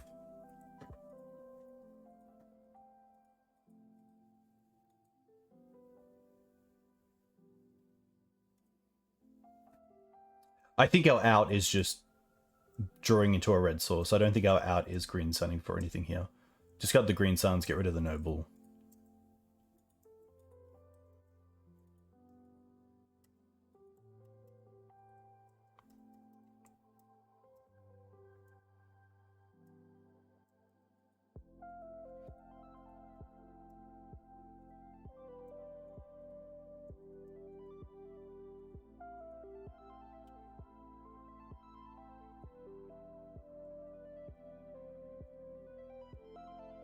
Already down to 5, wow.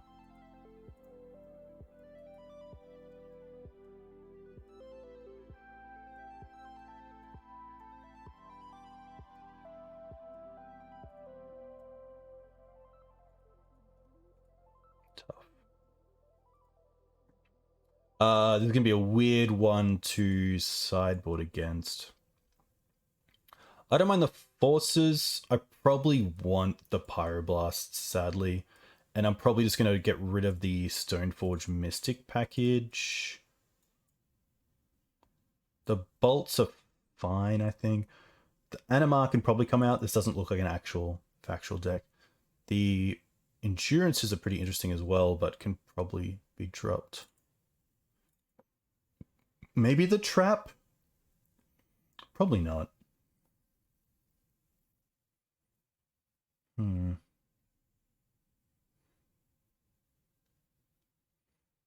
Don't think this is like a surgical deck either. Maybe it just is Endurance. I mean, Endurance plus Bolt can kill him.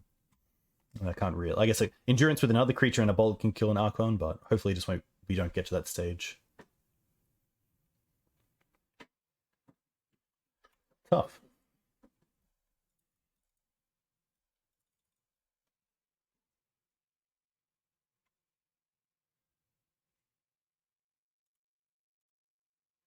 I'd love to play first.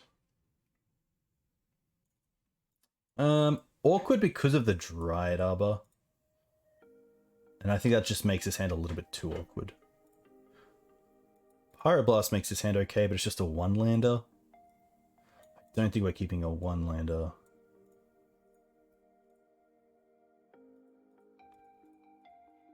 Okay, it has a bit of a plan. Probably bottom Wasteland Plateau. I could see the Wasteland coming in handy. If we're going to 5, we could just bottom these two. Definitely the Cradle. And then it's probably the Force. Noble's kind of cool because it can kind of... I mean, the Wandering Emperor can kind of deal with an Archon here. OP kept 6.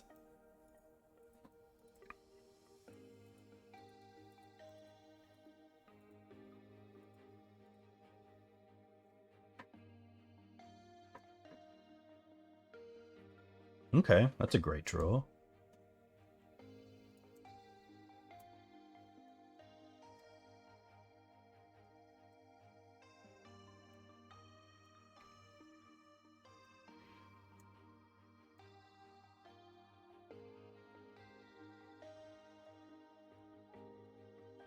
Don't do it. Okay, that's fine.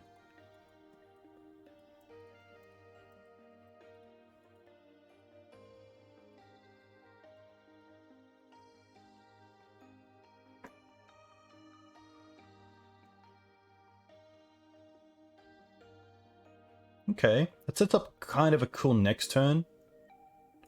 And I think we just want to go for Wandering Emperor. Or hold up Pyro.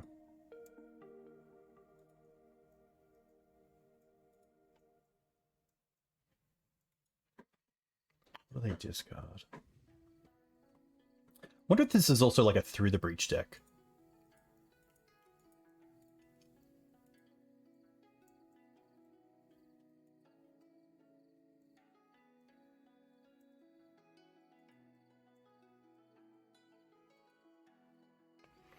I'm going to allow it. I don't mind taking the 2 damage here. I'd rather just go to end step and cast one Emperor, just in case we don't have to cast the Pyroblast here in second main phase. Okay.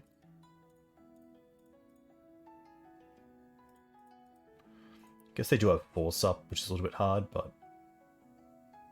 Oh.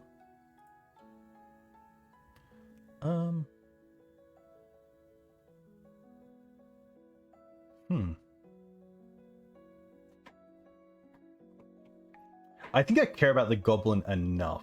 Just because I do have Ramanap to go after their mana, I don't want them to keep creating tokens just from attacking.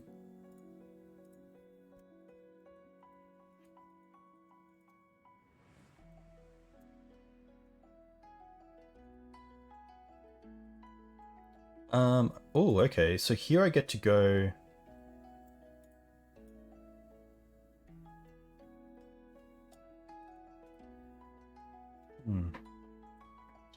We don't get to double Wasteland anyway, so we will play Cradle, and this allows us to go 3 mana for Ramanap, hold up Blast and Wasteland. I guess I could have Wastelanded first as well. There's no reason not to do that.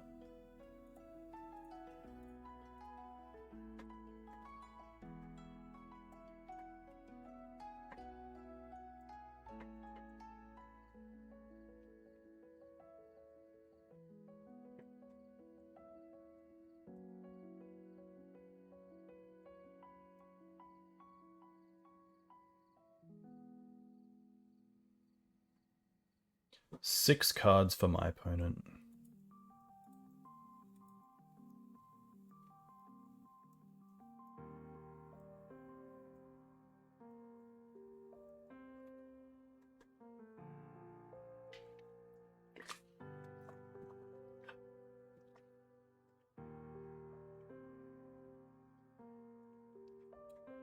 I think I want to hit this, but it could be a bait, but at this point, hitting a Brainstorm seems pretty good. Especially if they're kind of just relying on the reflections. But it does lower my defenses for sure. There is a world where you should just keep it for show and tell, but it'd be tough if they allowed the Brainstormer to resolve and then they just found other non-blue threats.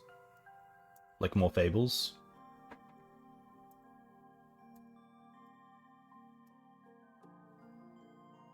Oof. I think here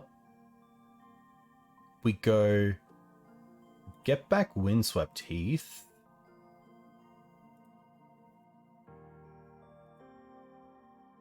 Two, three, four.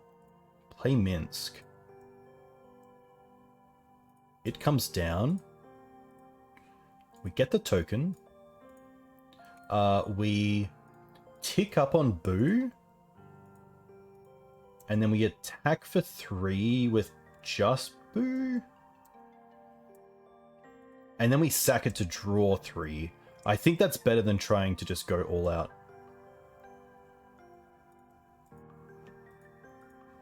I also want to fetch here and probably just get Taiga. And then sack Boo to actually kill the reflections. Oh, wow. Oh, so good. And then draw Pyroblast. Oh, so close. Still pretty good. Still pretty good. I think next turn I want a Green Suns for... I guess this actually puts us in a really good spot against Archon as well. So I think we just pass here and hold the Green Suns as just... if I want to get maybe a Collector Oof for the treasure token. The only reason I didn't fetch the Dryad Arbor before tapping was to have red mana open here. Hey, Whiskey. Pretty tough. I think because a lot of our removal is 1-for-1. And a lot of... Oh, they might just go after the Planeswalkers here. Okay. I guess we'll see how they do it. But going after the Planeswalkers here is pretty great for them. Yeah.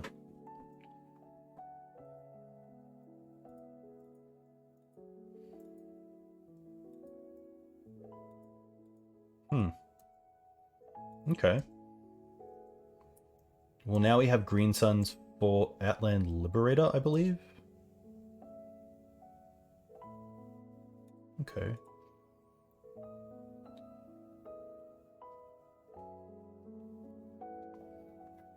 Could definitely add it. I think Harry, if you look at some of the Maverick lists on MTG Goldfish, you can see, I believe it was Harry who played a list that 5-0'd or did well in a challenge. I think it came 9th in a challenge, and it was kind of like a light Abzan take with 4 White Plume in the main deck, which is really cool. I think we tap like this and get Outland. That's the thing. It's kind of like Eldrazi and Taxes, where I feel like, sadly, it's just the worst version of like Eldrazi and the worst version of Taxes, in a way. I also could have done this a little bit differently and got Knight into play by having Outland Liberator in play when the Cradle got tapped, but... Talking to chat. Talking to chat.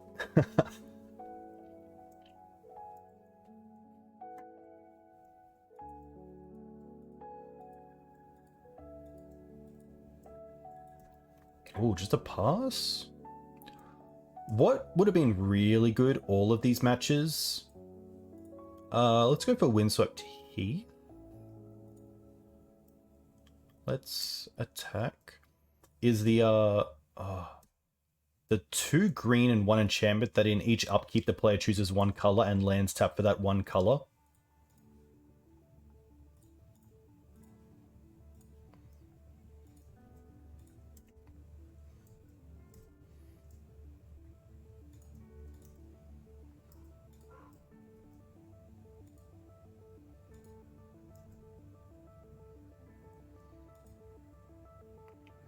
You do need to do damage, correct, Whiskey? You can't just, so you need to have like an exalted creature on the field.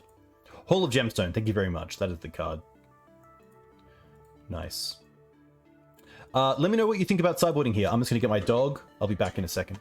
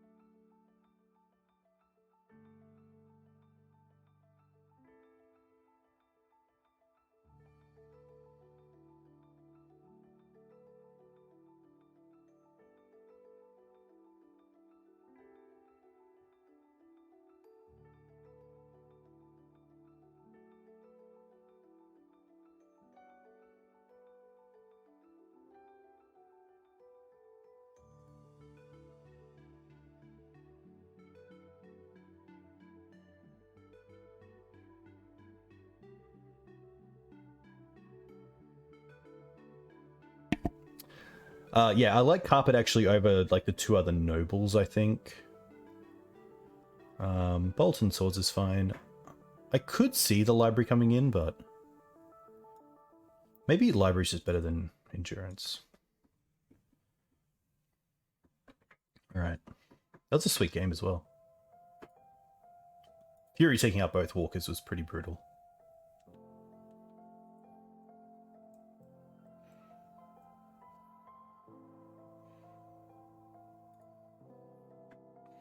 But hey, hope you enjoy the content. If you do and you're not following, definitely consider following the channel. You can also find me on YouTube. Oh, hey, John. And Twitter. John, we played Mono White Initiative on the stream. I saw you liked my tweet, but it was not fun. Oh, that deck. I felt really bad for my opponents because we just drew hot. And I think the big thing we had up against our opponents on red-white was just we mulliganed a bit more aggressively. And they had a lot of like one turn do nothings. And we had turn 1 3-drops.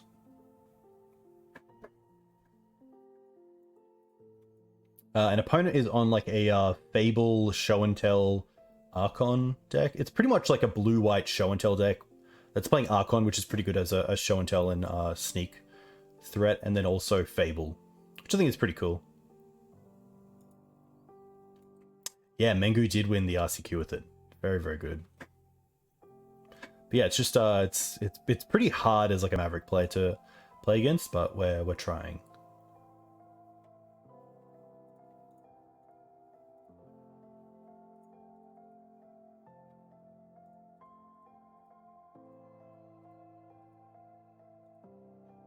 This hand is pretty sweet. We can just go for a Taiga off the first one. If they play a Mountain turn 1, I'd be very happy, because it means they can't go Ancient Tomb and Island on turn 2.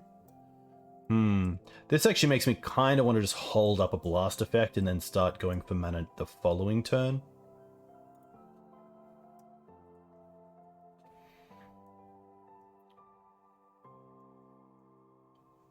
You're playing the vintage version in today's RCQ? Nice. Very cool.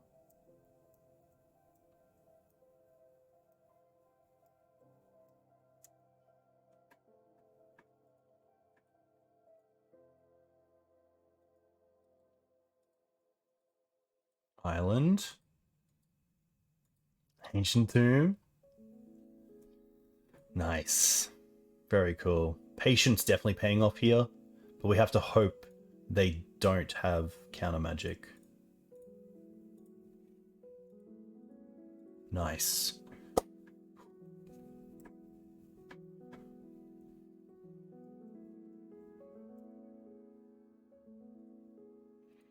It's pretty cool. I'm going to play the bird because it means we can also just hold that up if we want the mana for it. Oh, what am I doing tapping white?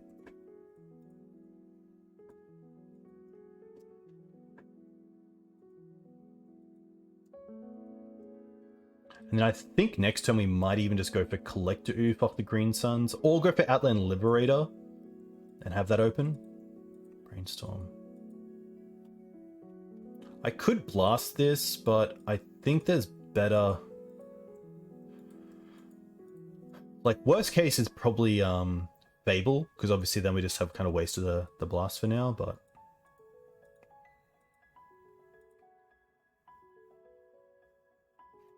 There's a world where I don't mind hitting this. They didn't have counter magic for the Show and Tell, and now they're brainstorming as if they want to find another one, so potentially this means they still have a threat in hand and they're looking for a way to put it into play, so I think I'm actually happy going after this. But it's tight. Yeah.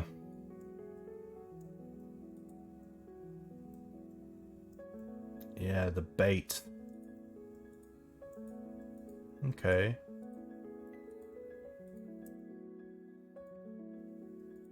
I think here we put in the Noble Hierarch so that if they do just have Archon, then at least we sacrifice one creature, we discard probably the Fleetwood, and then if we draw a land, we can hold up Wandering Emperor to take out the Archon. Oof. When it ETBs, each opponent sacrifices 3 creatures. At the beginning of each upkeep, put target creature card from a graveyard onto the battlefield under your control. Oh my gosh. Oh my gosh.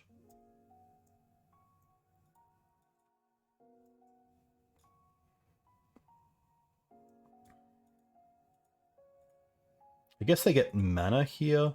I don't... do I want to ramp? Not I guess I want to ramp into Outland. I want to get Outland Liberator off the Green Suns. Yikes.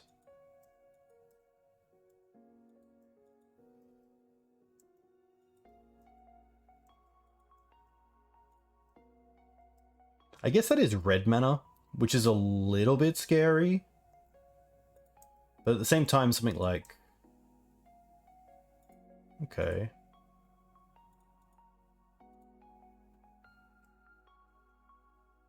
This does turn off pedal effects.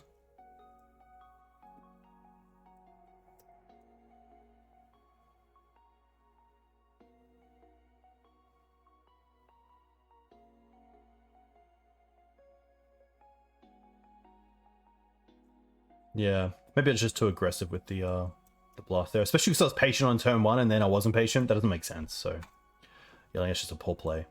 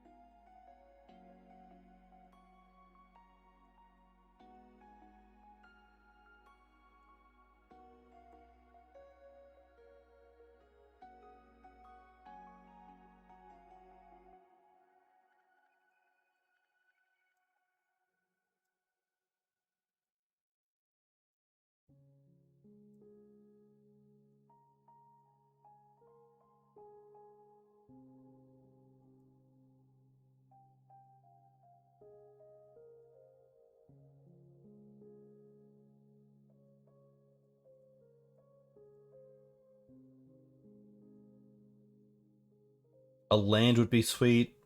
A lot of 4-drops here.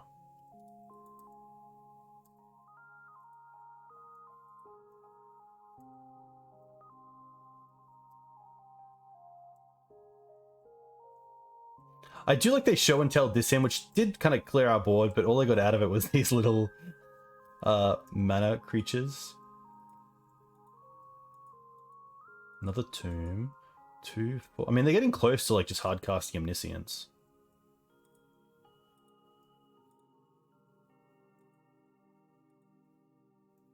Oh, don't do it.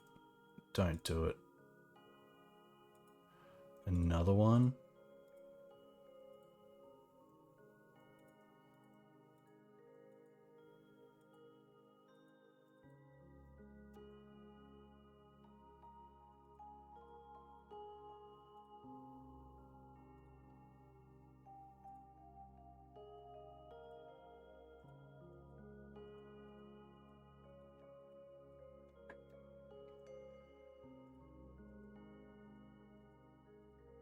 They're at 4?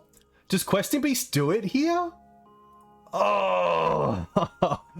So close. I guess we hold up white mana for swords as a just in case. And then, yeah, next turn.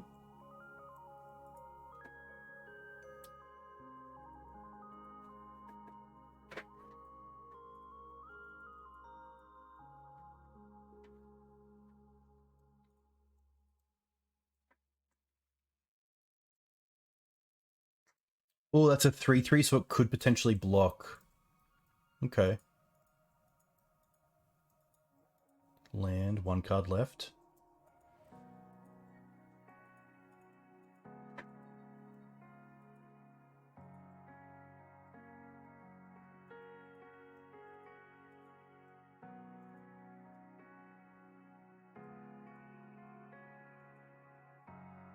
Wow, that is passing.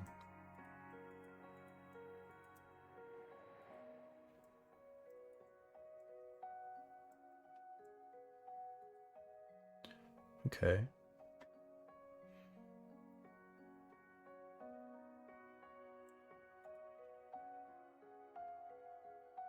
I think you actually go with the Fleetwood and hold up. Oh, we do have double white, so white, green, red, and 1.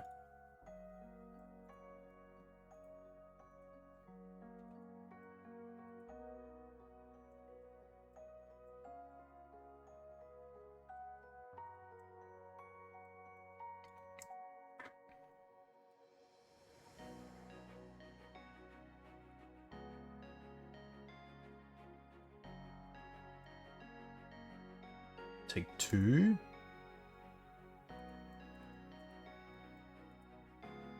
Did we keep the bolts in? We did, didn't we?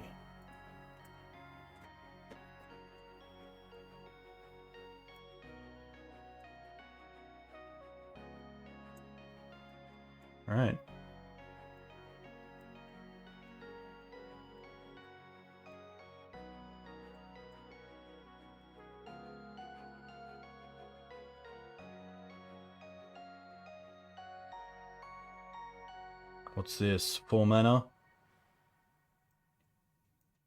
Fury. Okay. Still not the worst, but it is pretty good here. Oh, but if they...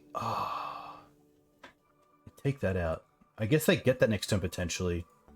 So maybe I'm actually supposed to swords this so they don't get it back with the portal?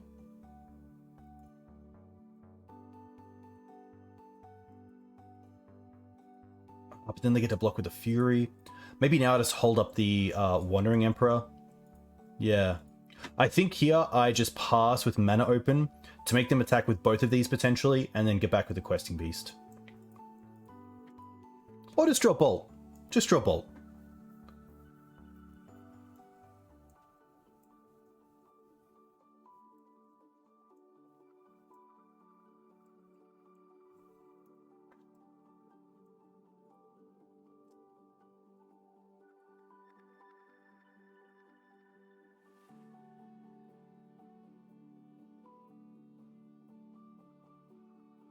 Okay.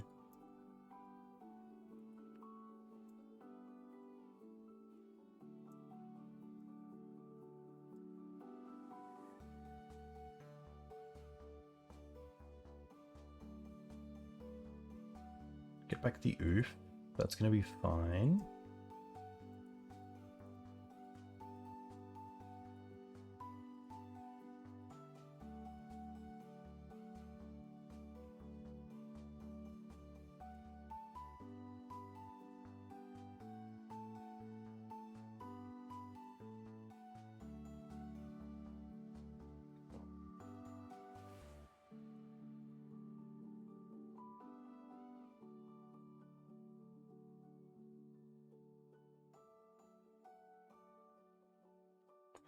Wow.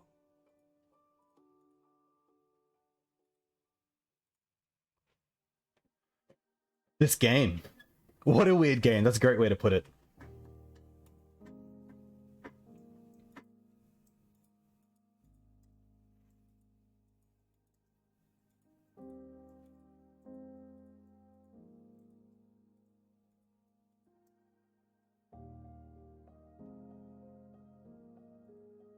Hiya! Come on. One time. One time, Dad. Come on. Come on. Just once.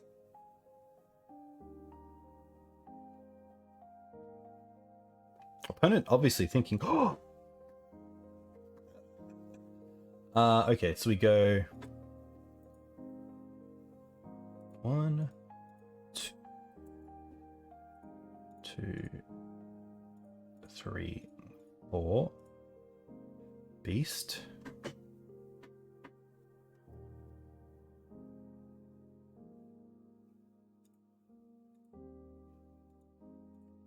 Tick up.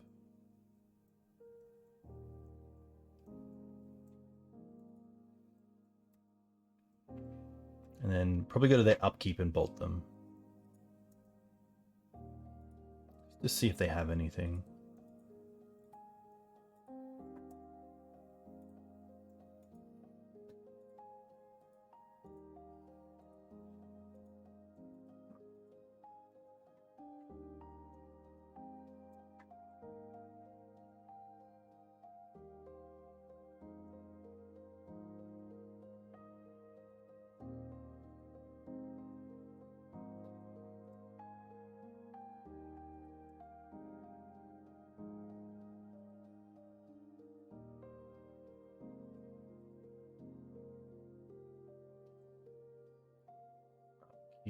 Bolt you.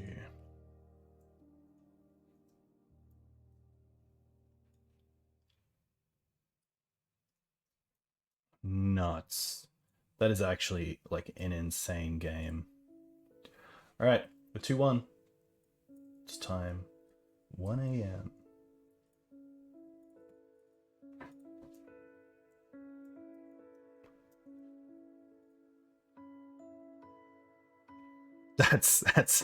That was a hilarious game.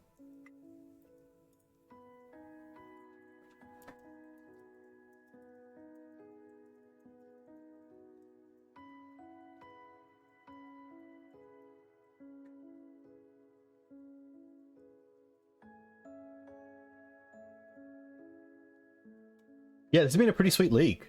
A lot going on, a lot of different decks as well. Obviously Casey on like BANT, all right, on the play, which is nice. Kind of a 5, but I don't mind it.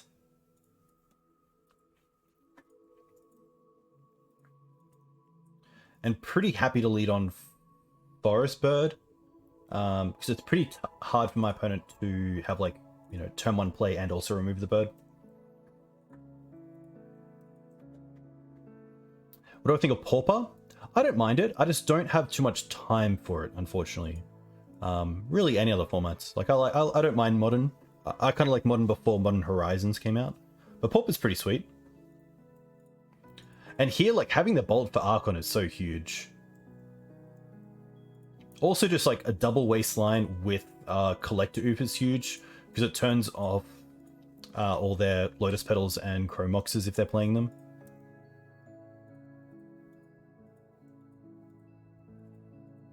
Like, another Cavern is more than fine.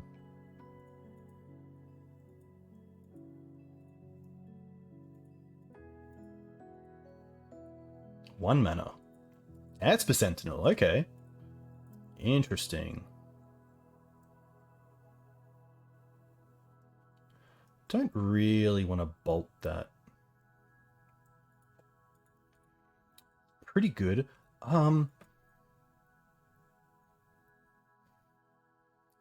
The question is, do I want to keep going after their mana, or do I want to hold the Wasteland for a Soul Land?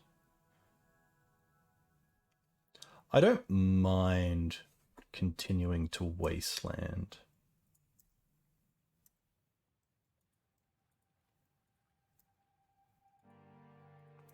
Yeah.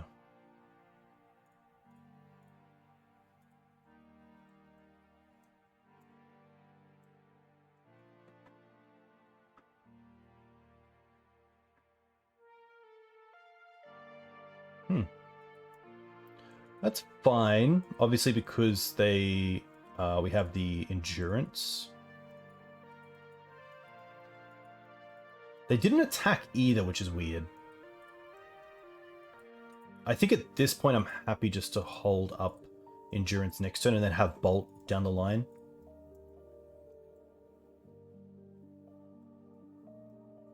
Jude would be a pretty weird draw. Okay, double Bolt's pretty good. Means we can get probably Taiga off the fetch. And I probably just want to fetch just in case of like Aven Mind Sensor or something weird. Taiga. Just pass. We did pretty well. So our opponent did show and tell in the portals twice, but unfortunately for them, we only really had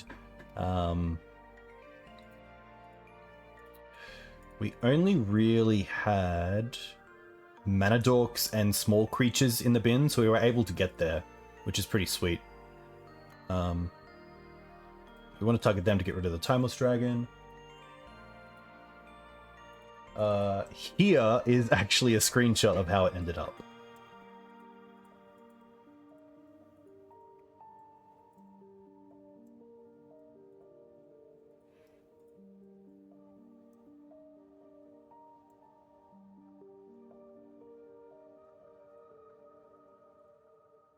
Alright, let's start with Bolt on Archon, paying 1 for the Esper Sentinel.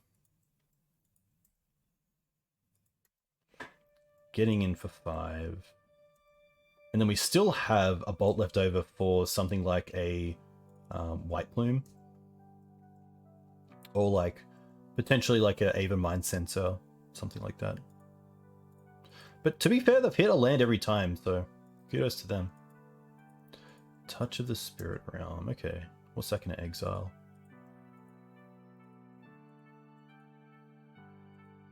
Okay.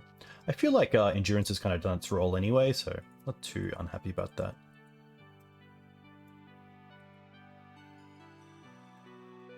Still holding back. I think in that case, I'm pretty happy here to go for Dried Arbor. Just because they obviously don't have Walking Ballista if they didn't touch the Collector Oof. Knight's a fantastic draw. Knight actually makes me want to just attack with the Collector Oof and then hold back Knight and hold up Bolt.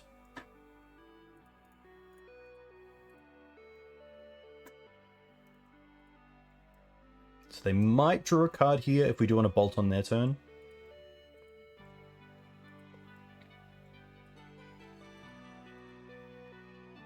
We might even just be able to Bolt face, to be fair.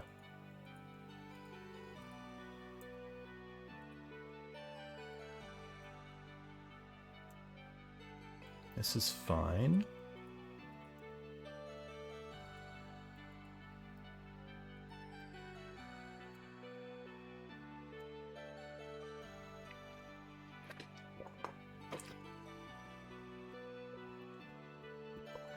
Oh, we can go for Cauldron next turn off our Cradle. Now that's pretty huge.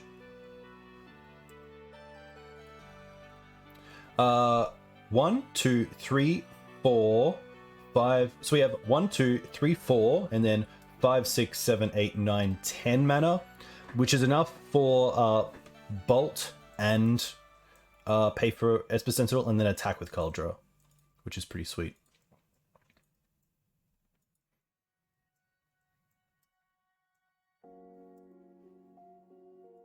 Wow. Oh, is that... Can we get lethal somehow here? What if we sword the Seasoned Dungeoneer? Paying an extra. They go up to 12?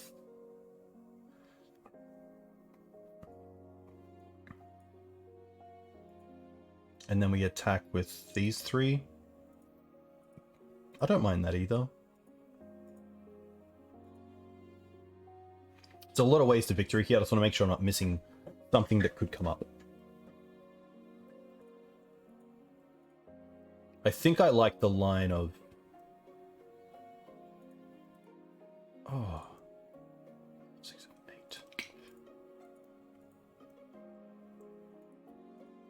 8.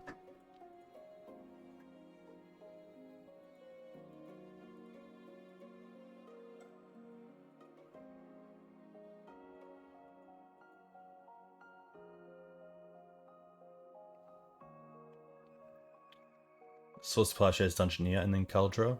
Okay. Yeah, okay, so if we go Swords here, paying 1, so they don't draw. And then... Oh, do we have enough? 1, 2, 3, 4, 5, 6... No, we don't.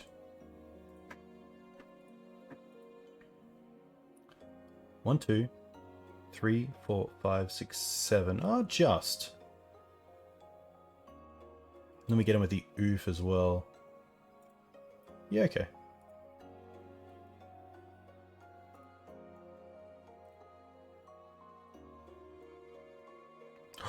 No, it's actually not enough. I miscounted. 4, 5, 6. Oh, that's all good.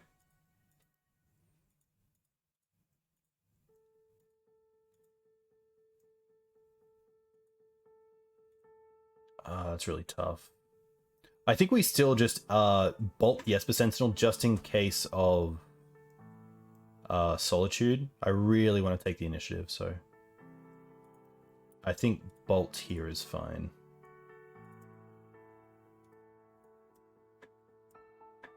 And then we get a basic as well. Apologies, I think I could have done that better, but here we are.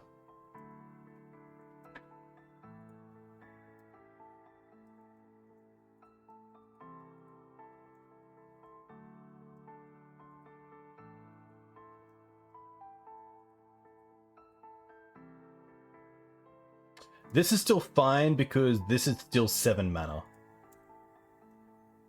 1, 2, 3, 4, 5, 6, 7. 3, 4, 5, 6, 7.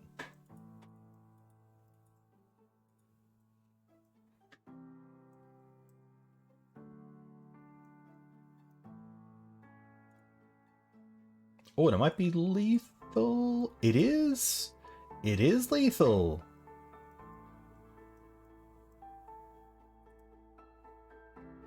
Oh, that's cool. Okay, nice. All right, game 1 down. What don't I like against initiative? I do like Animar. That's very cool. What do I want? That's the big question. I probably want the Fiery Justice, the Bad Skull, and the 2 Force of Vigors. I think. Maybe even just 1 Force. I think I can take out 1 Endurance. The Emperors are good, the Minsk are good, the Questing Beast is fine, the Fleetwood's fine, Kaldra's great. Endurance I could go down to 1. Knights is still great. Early acceleration is great. Maybe, I think I still like having all equipment. Maybe Force just isn't actually needed. Force hitting the touches is nice, but we do have Collector Oof for things like Petals and those pesky Chromoxen. I really like turn 1 creatures as well.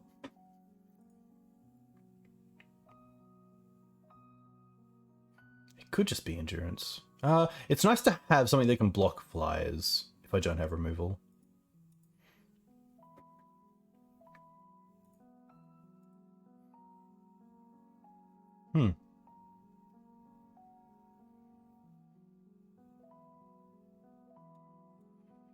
Maybe I just don't care about forcing stuff. Yeah. I think having the Outland Liberator is more than fine.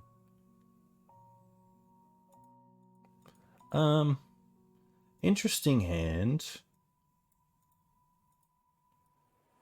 It has acceleration and it has a good endgame. It's just a case of like, can we get to the endgame?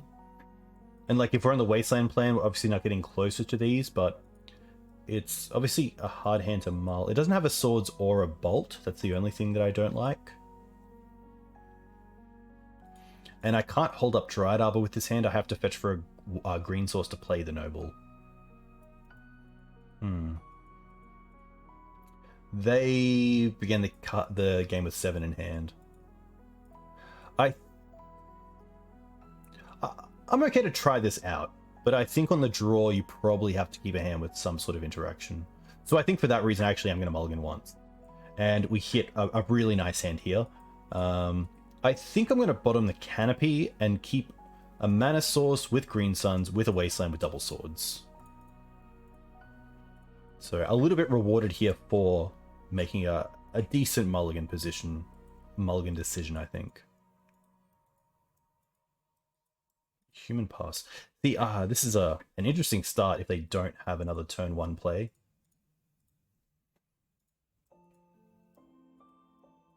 Like, now it's tough for them because I could, if they play White Plume turn 2, I get to sword their White Plume and then potentially take the initiative. And also Wasteland them potentially.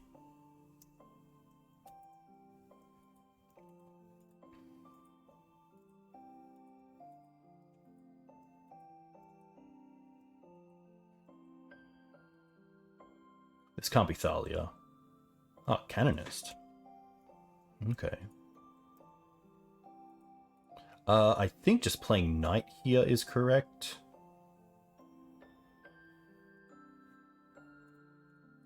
Also plays around like Aven Mind Sensor. Sorry, no, I mean, using Green Suns would, but this is fine.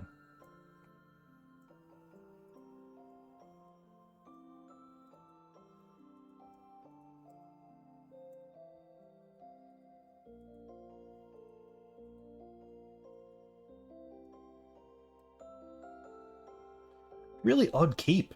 I don't see this, like, even, like, this is fine, it's a 1-for-1 trade.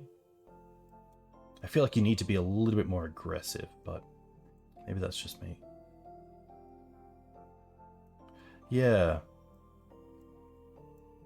Very reactive, where I think I need to be the control deck. I need to be the deck that actually gets... Oh, so close. Let's go with... Ignoble Hierarch and then hold up swords.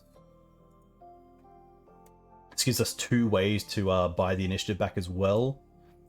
And here, at least, if they have like Timeless Dragon into play, which I believe they can do here, It's not too bad.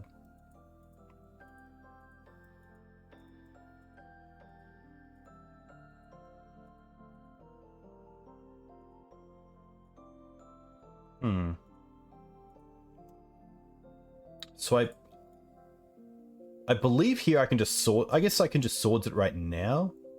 Yeah, it doesn't actually matter. Does it come back? No. When Elite Spellbinder enters the battlefield, look at target opponent's hand. You may exile a non-land card from it. For as long as that card remains exiled, its owner may play it. A spell cast this way costs 2 more to cast. Okay, I'm happy to see what they take, and then make the decision after the swords, most likely. I assume Minsk, but you never know these days.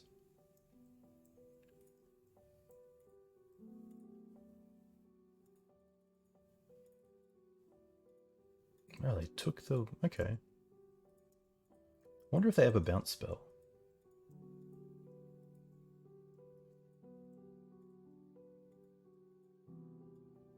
Each player who is casting... Oh, so they actually can't cast a bounce spell here.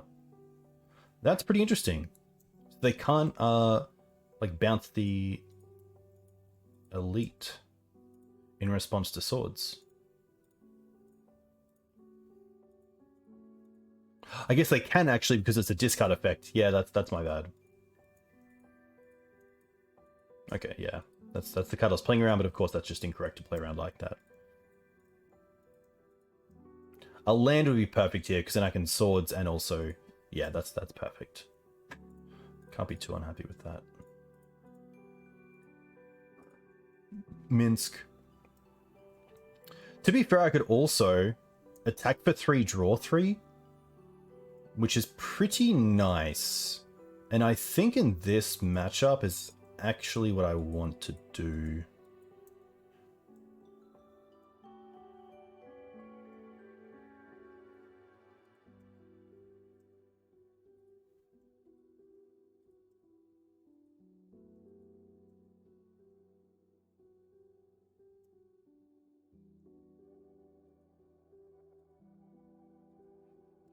Maybe not. Maybe I do want to tick it up, just so it doesn't die to the Elite Spellbinder.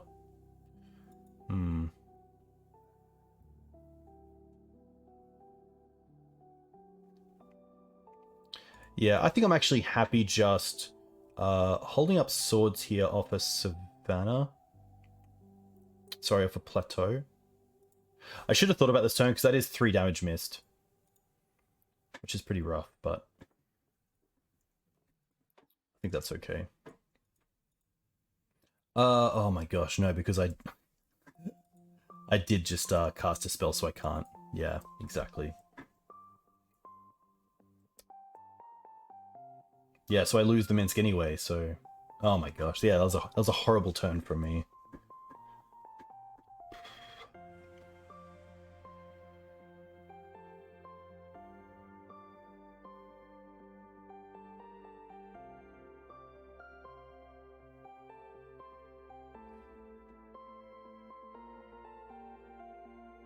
Yeah.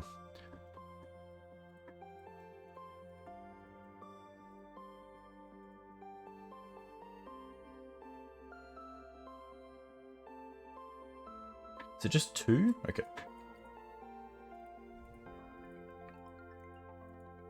I kept in Thalia. Interesting. Didn't expect that. Oh.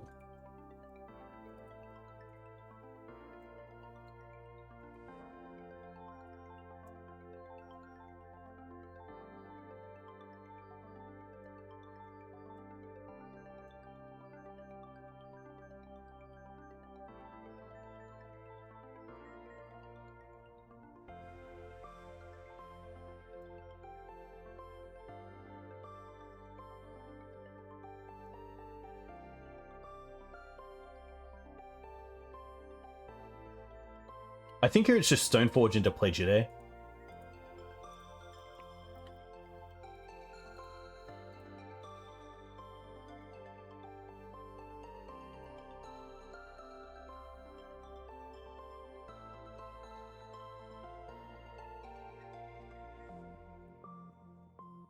which thankfully is an artifact.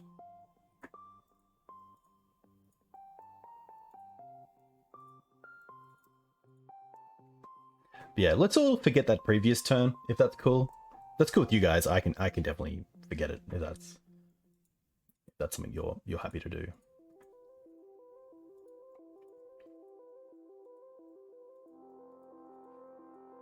Okay.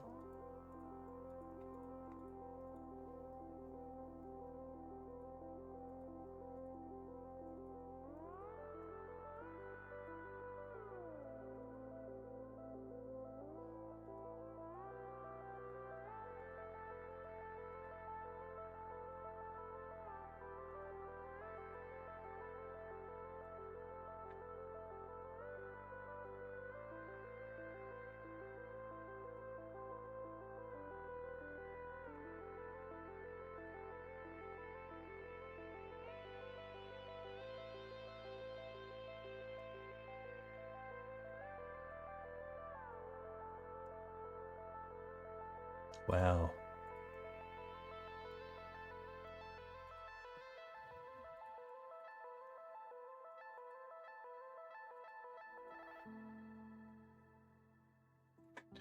I think here it's better to attack with Jute than play the Minsk.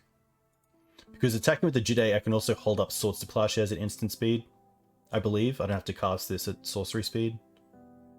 I can just cast the swords for 3 mana.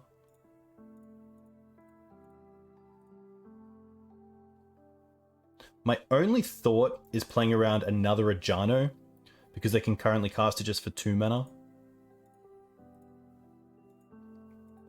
I can do that by swordsing the Thalia first.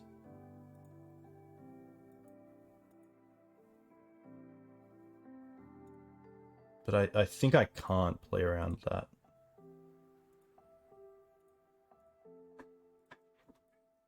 Yeah.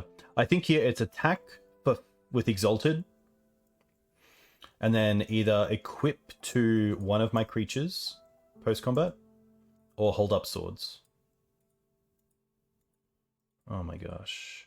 Okay, Path isn't too bad.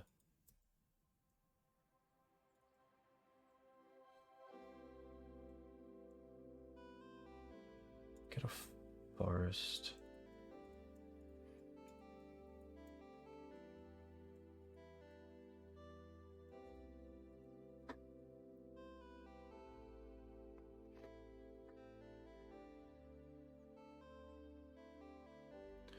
Three, 4, 5.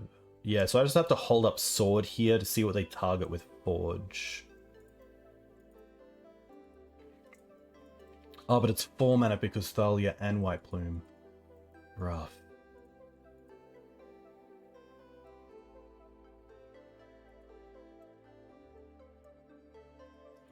Yeah. We're just gonna run this back.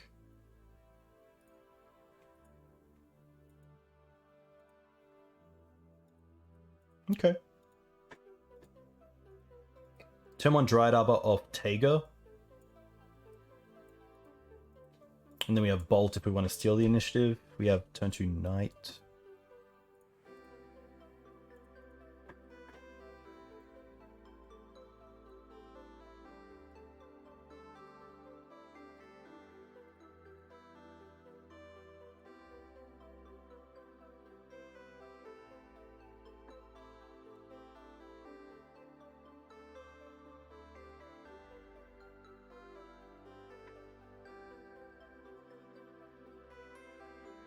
Yeah, MTGO is definitely lagging here, so I should probably reset it. This is fine. We can still just go for another mana dork here.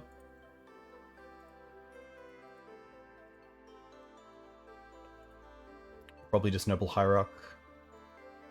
Although second red source might come up. Yeah.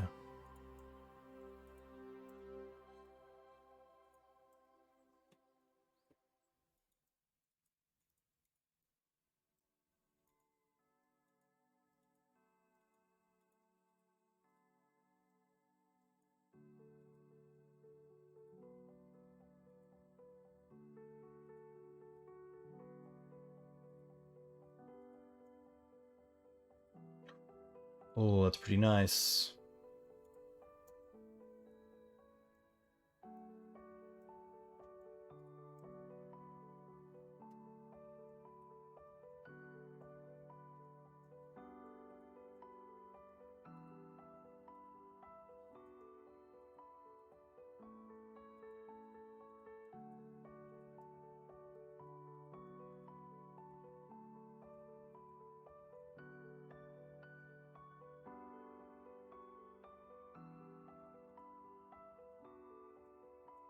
Maybe that was a poor play. Maybe that wasn't an attack that I should have made. Yeah. I think having the threat is just better.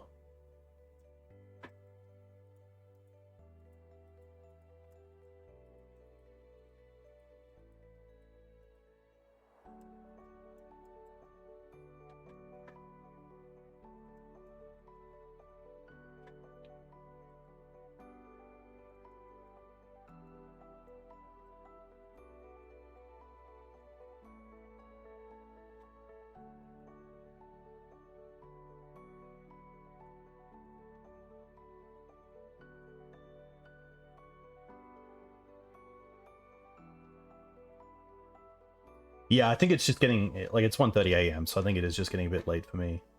And just making the correct play. But I definitely want to kill this before they're tapped, like, while they're tapped out. But yeah, tough. I guess I should have, yeah, it's tough, because, like, I could do it in response to them potentially putting counters on it instead of being able to scry, but I'd rather not have it get exiled. I just thought they'd have white plume, so I held up the bolt.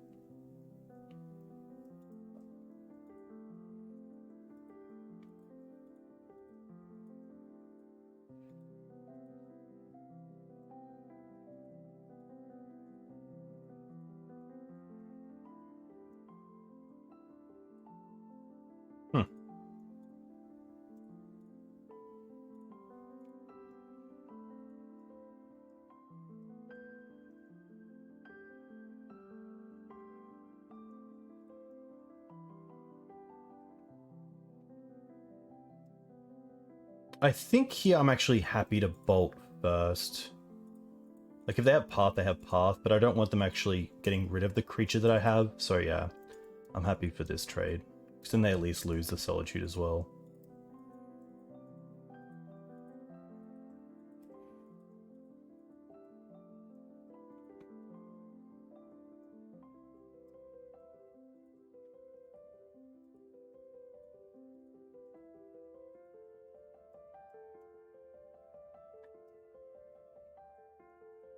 Yeah, I think throwing away that mana dork early on was the big issue. Yeah. Bolting Face does not, it's only combat damage.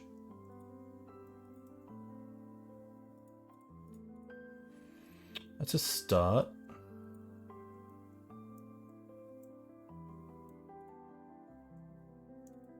Yeah.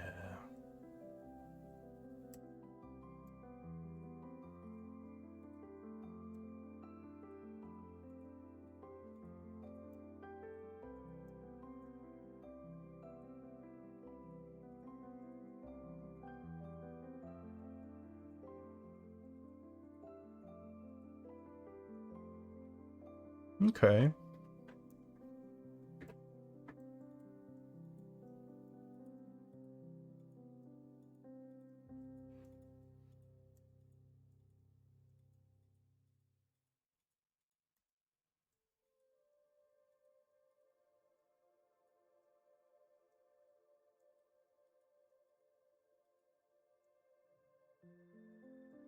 I don't think bolting here actually does anything.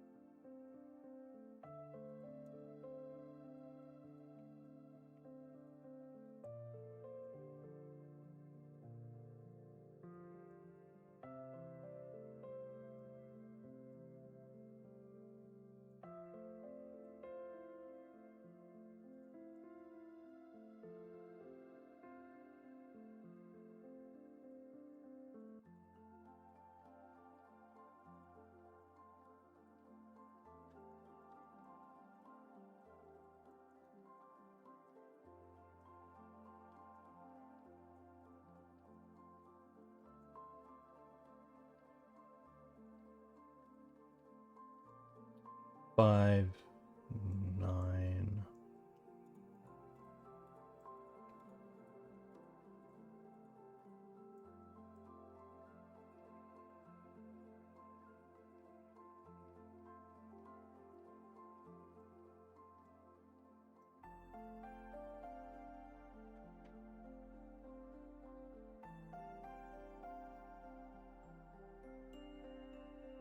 I assume they just go all in on this, but we'll see.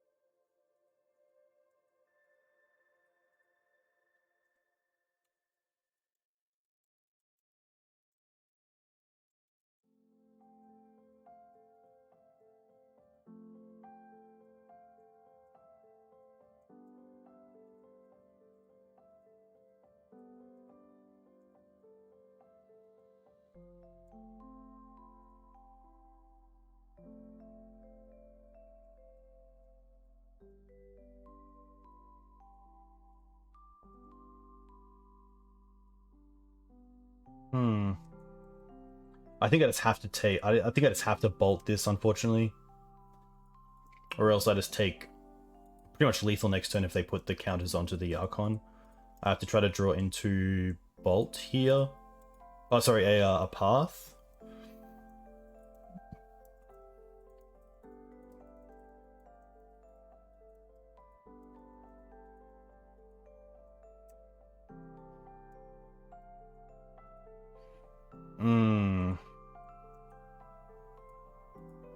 Yeah, sadly that doesn't do it.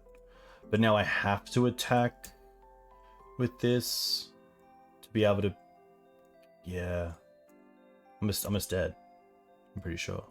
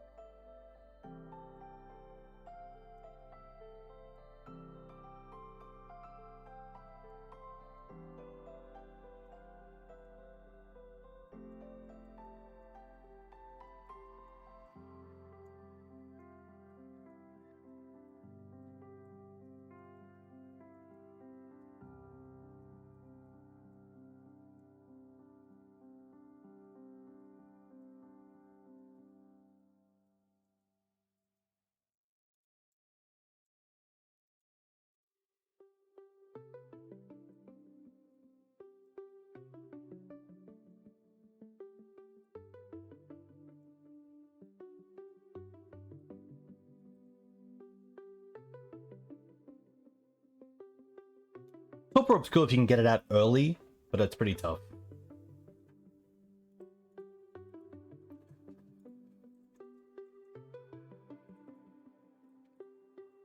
Tough.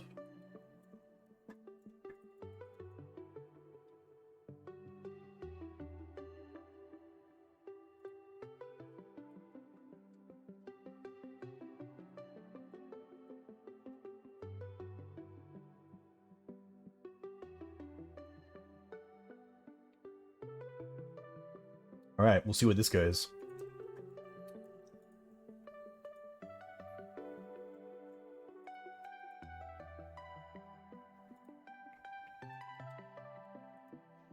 Hmm.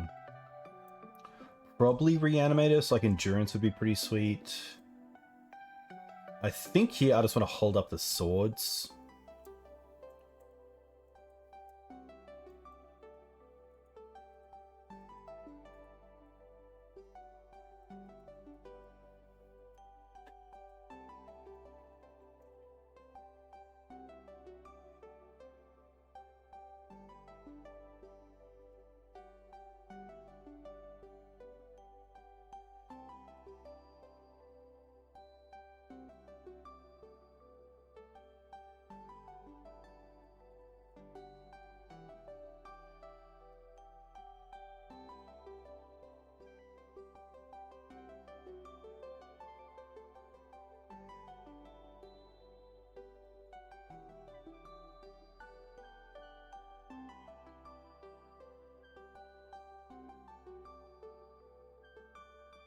Yeah, Archon's a big one. Archon's a hard one to beat. It's a very good card against us. Kind of just time walks us every turn. I assume we're up against Reanimator.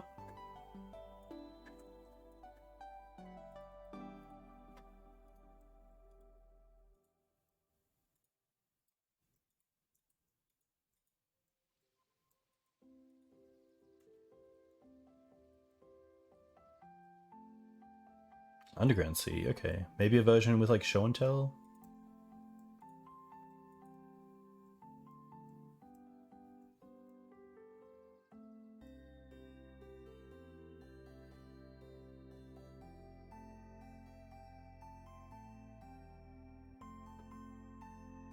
Storm, yeah. Hopefully not. Maybe the roof was the play.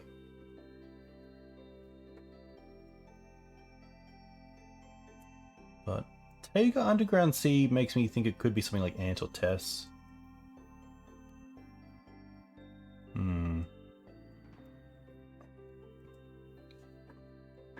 Damn.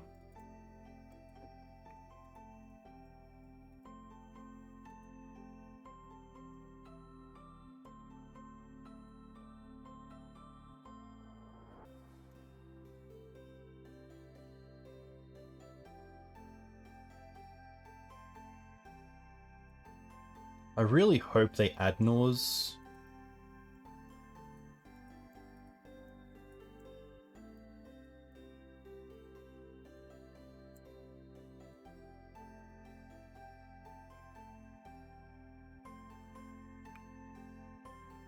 Okay.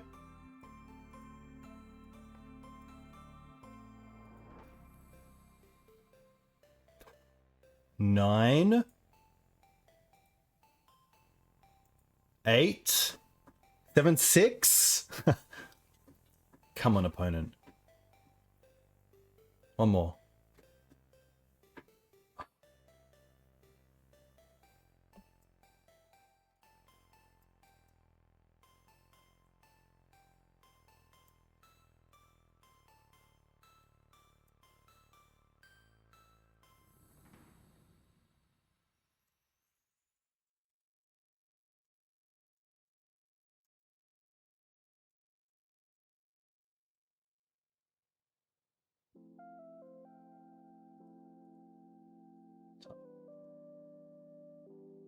At least we have the traps for this. We have some good cards. Batterskull's better than Jide. Forces. Pyros. Swords out. Bolts most likely out as well. I don't think that's really a game that I want to play. Ramming out too slow. Actually, I'd probably rather... Like, Animar and Knight are pretty rough.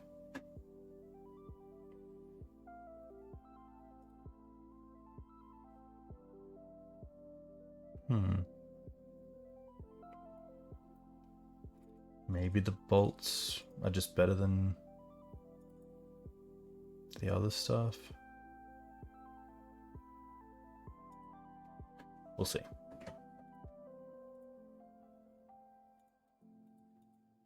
No mana. Just too fair. No mana. Ugh, no mana. Alright, yeah.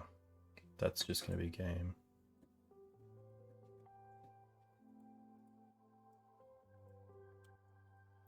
I guess we keep...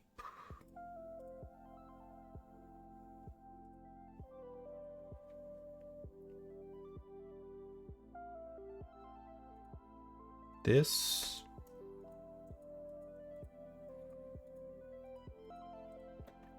Tough way to finish.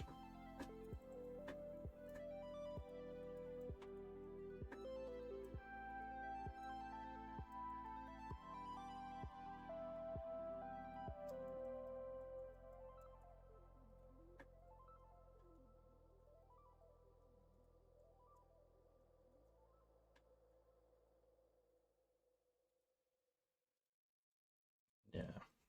I don't think we can do anything there. Tough. Really tough way to finish this up. I thought deck otherwise was pretty cool, but yeah, it's always tough to try to fight stuff that is a little bit too good. It obviously just isn't going to work out all the time, but Bolt was pretty sweet. I like Bolt a lot more than Punishing Fight tonight. We have some chests, which is pretty cool, but not a whole lot of stuff. Yeah, not too much to say. I think like with just one league, there isn't too much you can take out of it, but yeah, I think I'll definitely run this back sometime this weekend, hopefully. Not too sure on how much I need the trop, but I always like to be able to cast things that I have in the deck and not just rely on Mana Dorks or Green Suns, so pretty nice to have that. I'm going to see who else is streaming and send you guys over there, but a huge thank you for coming in and watching. Yeah. Jarvis is playing, which is cool. Playing some cube. I think it is. I think by playing White Plume, you're just playing a worse version of like an initiative deck. So I don't want to play it because I should just play mono white then. I don't think I should get in the position where I'm kind of like a half and half deck. So I don't think we can capitalize that much off the initiative deck as much as a deck that's built around it can.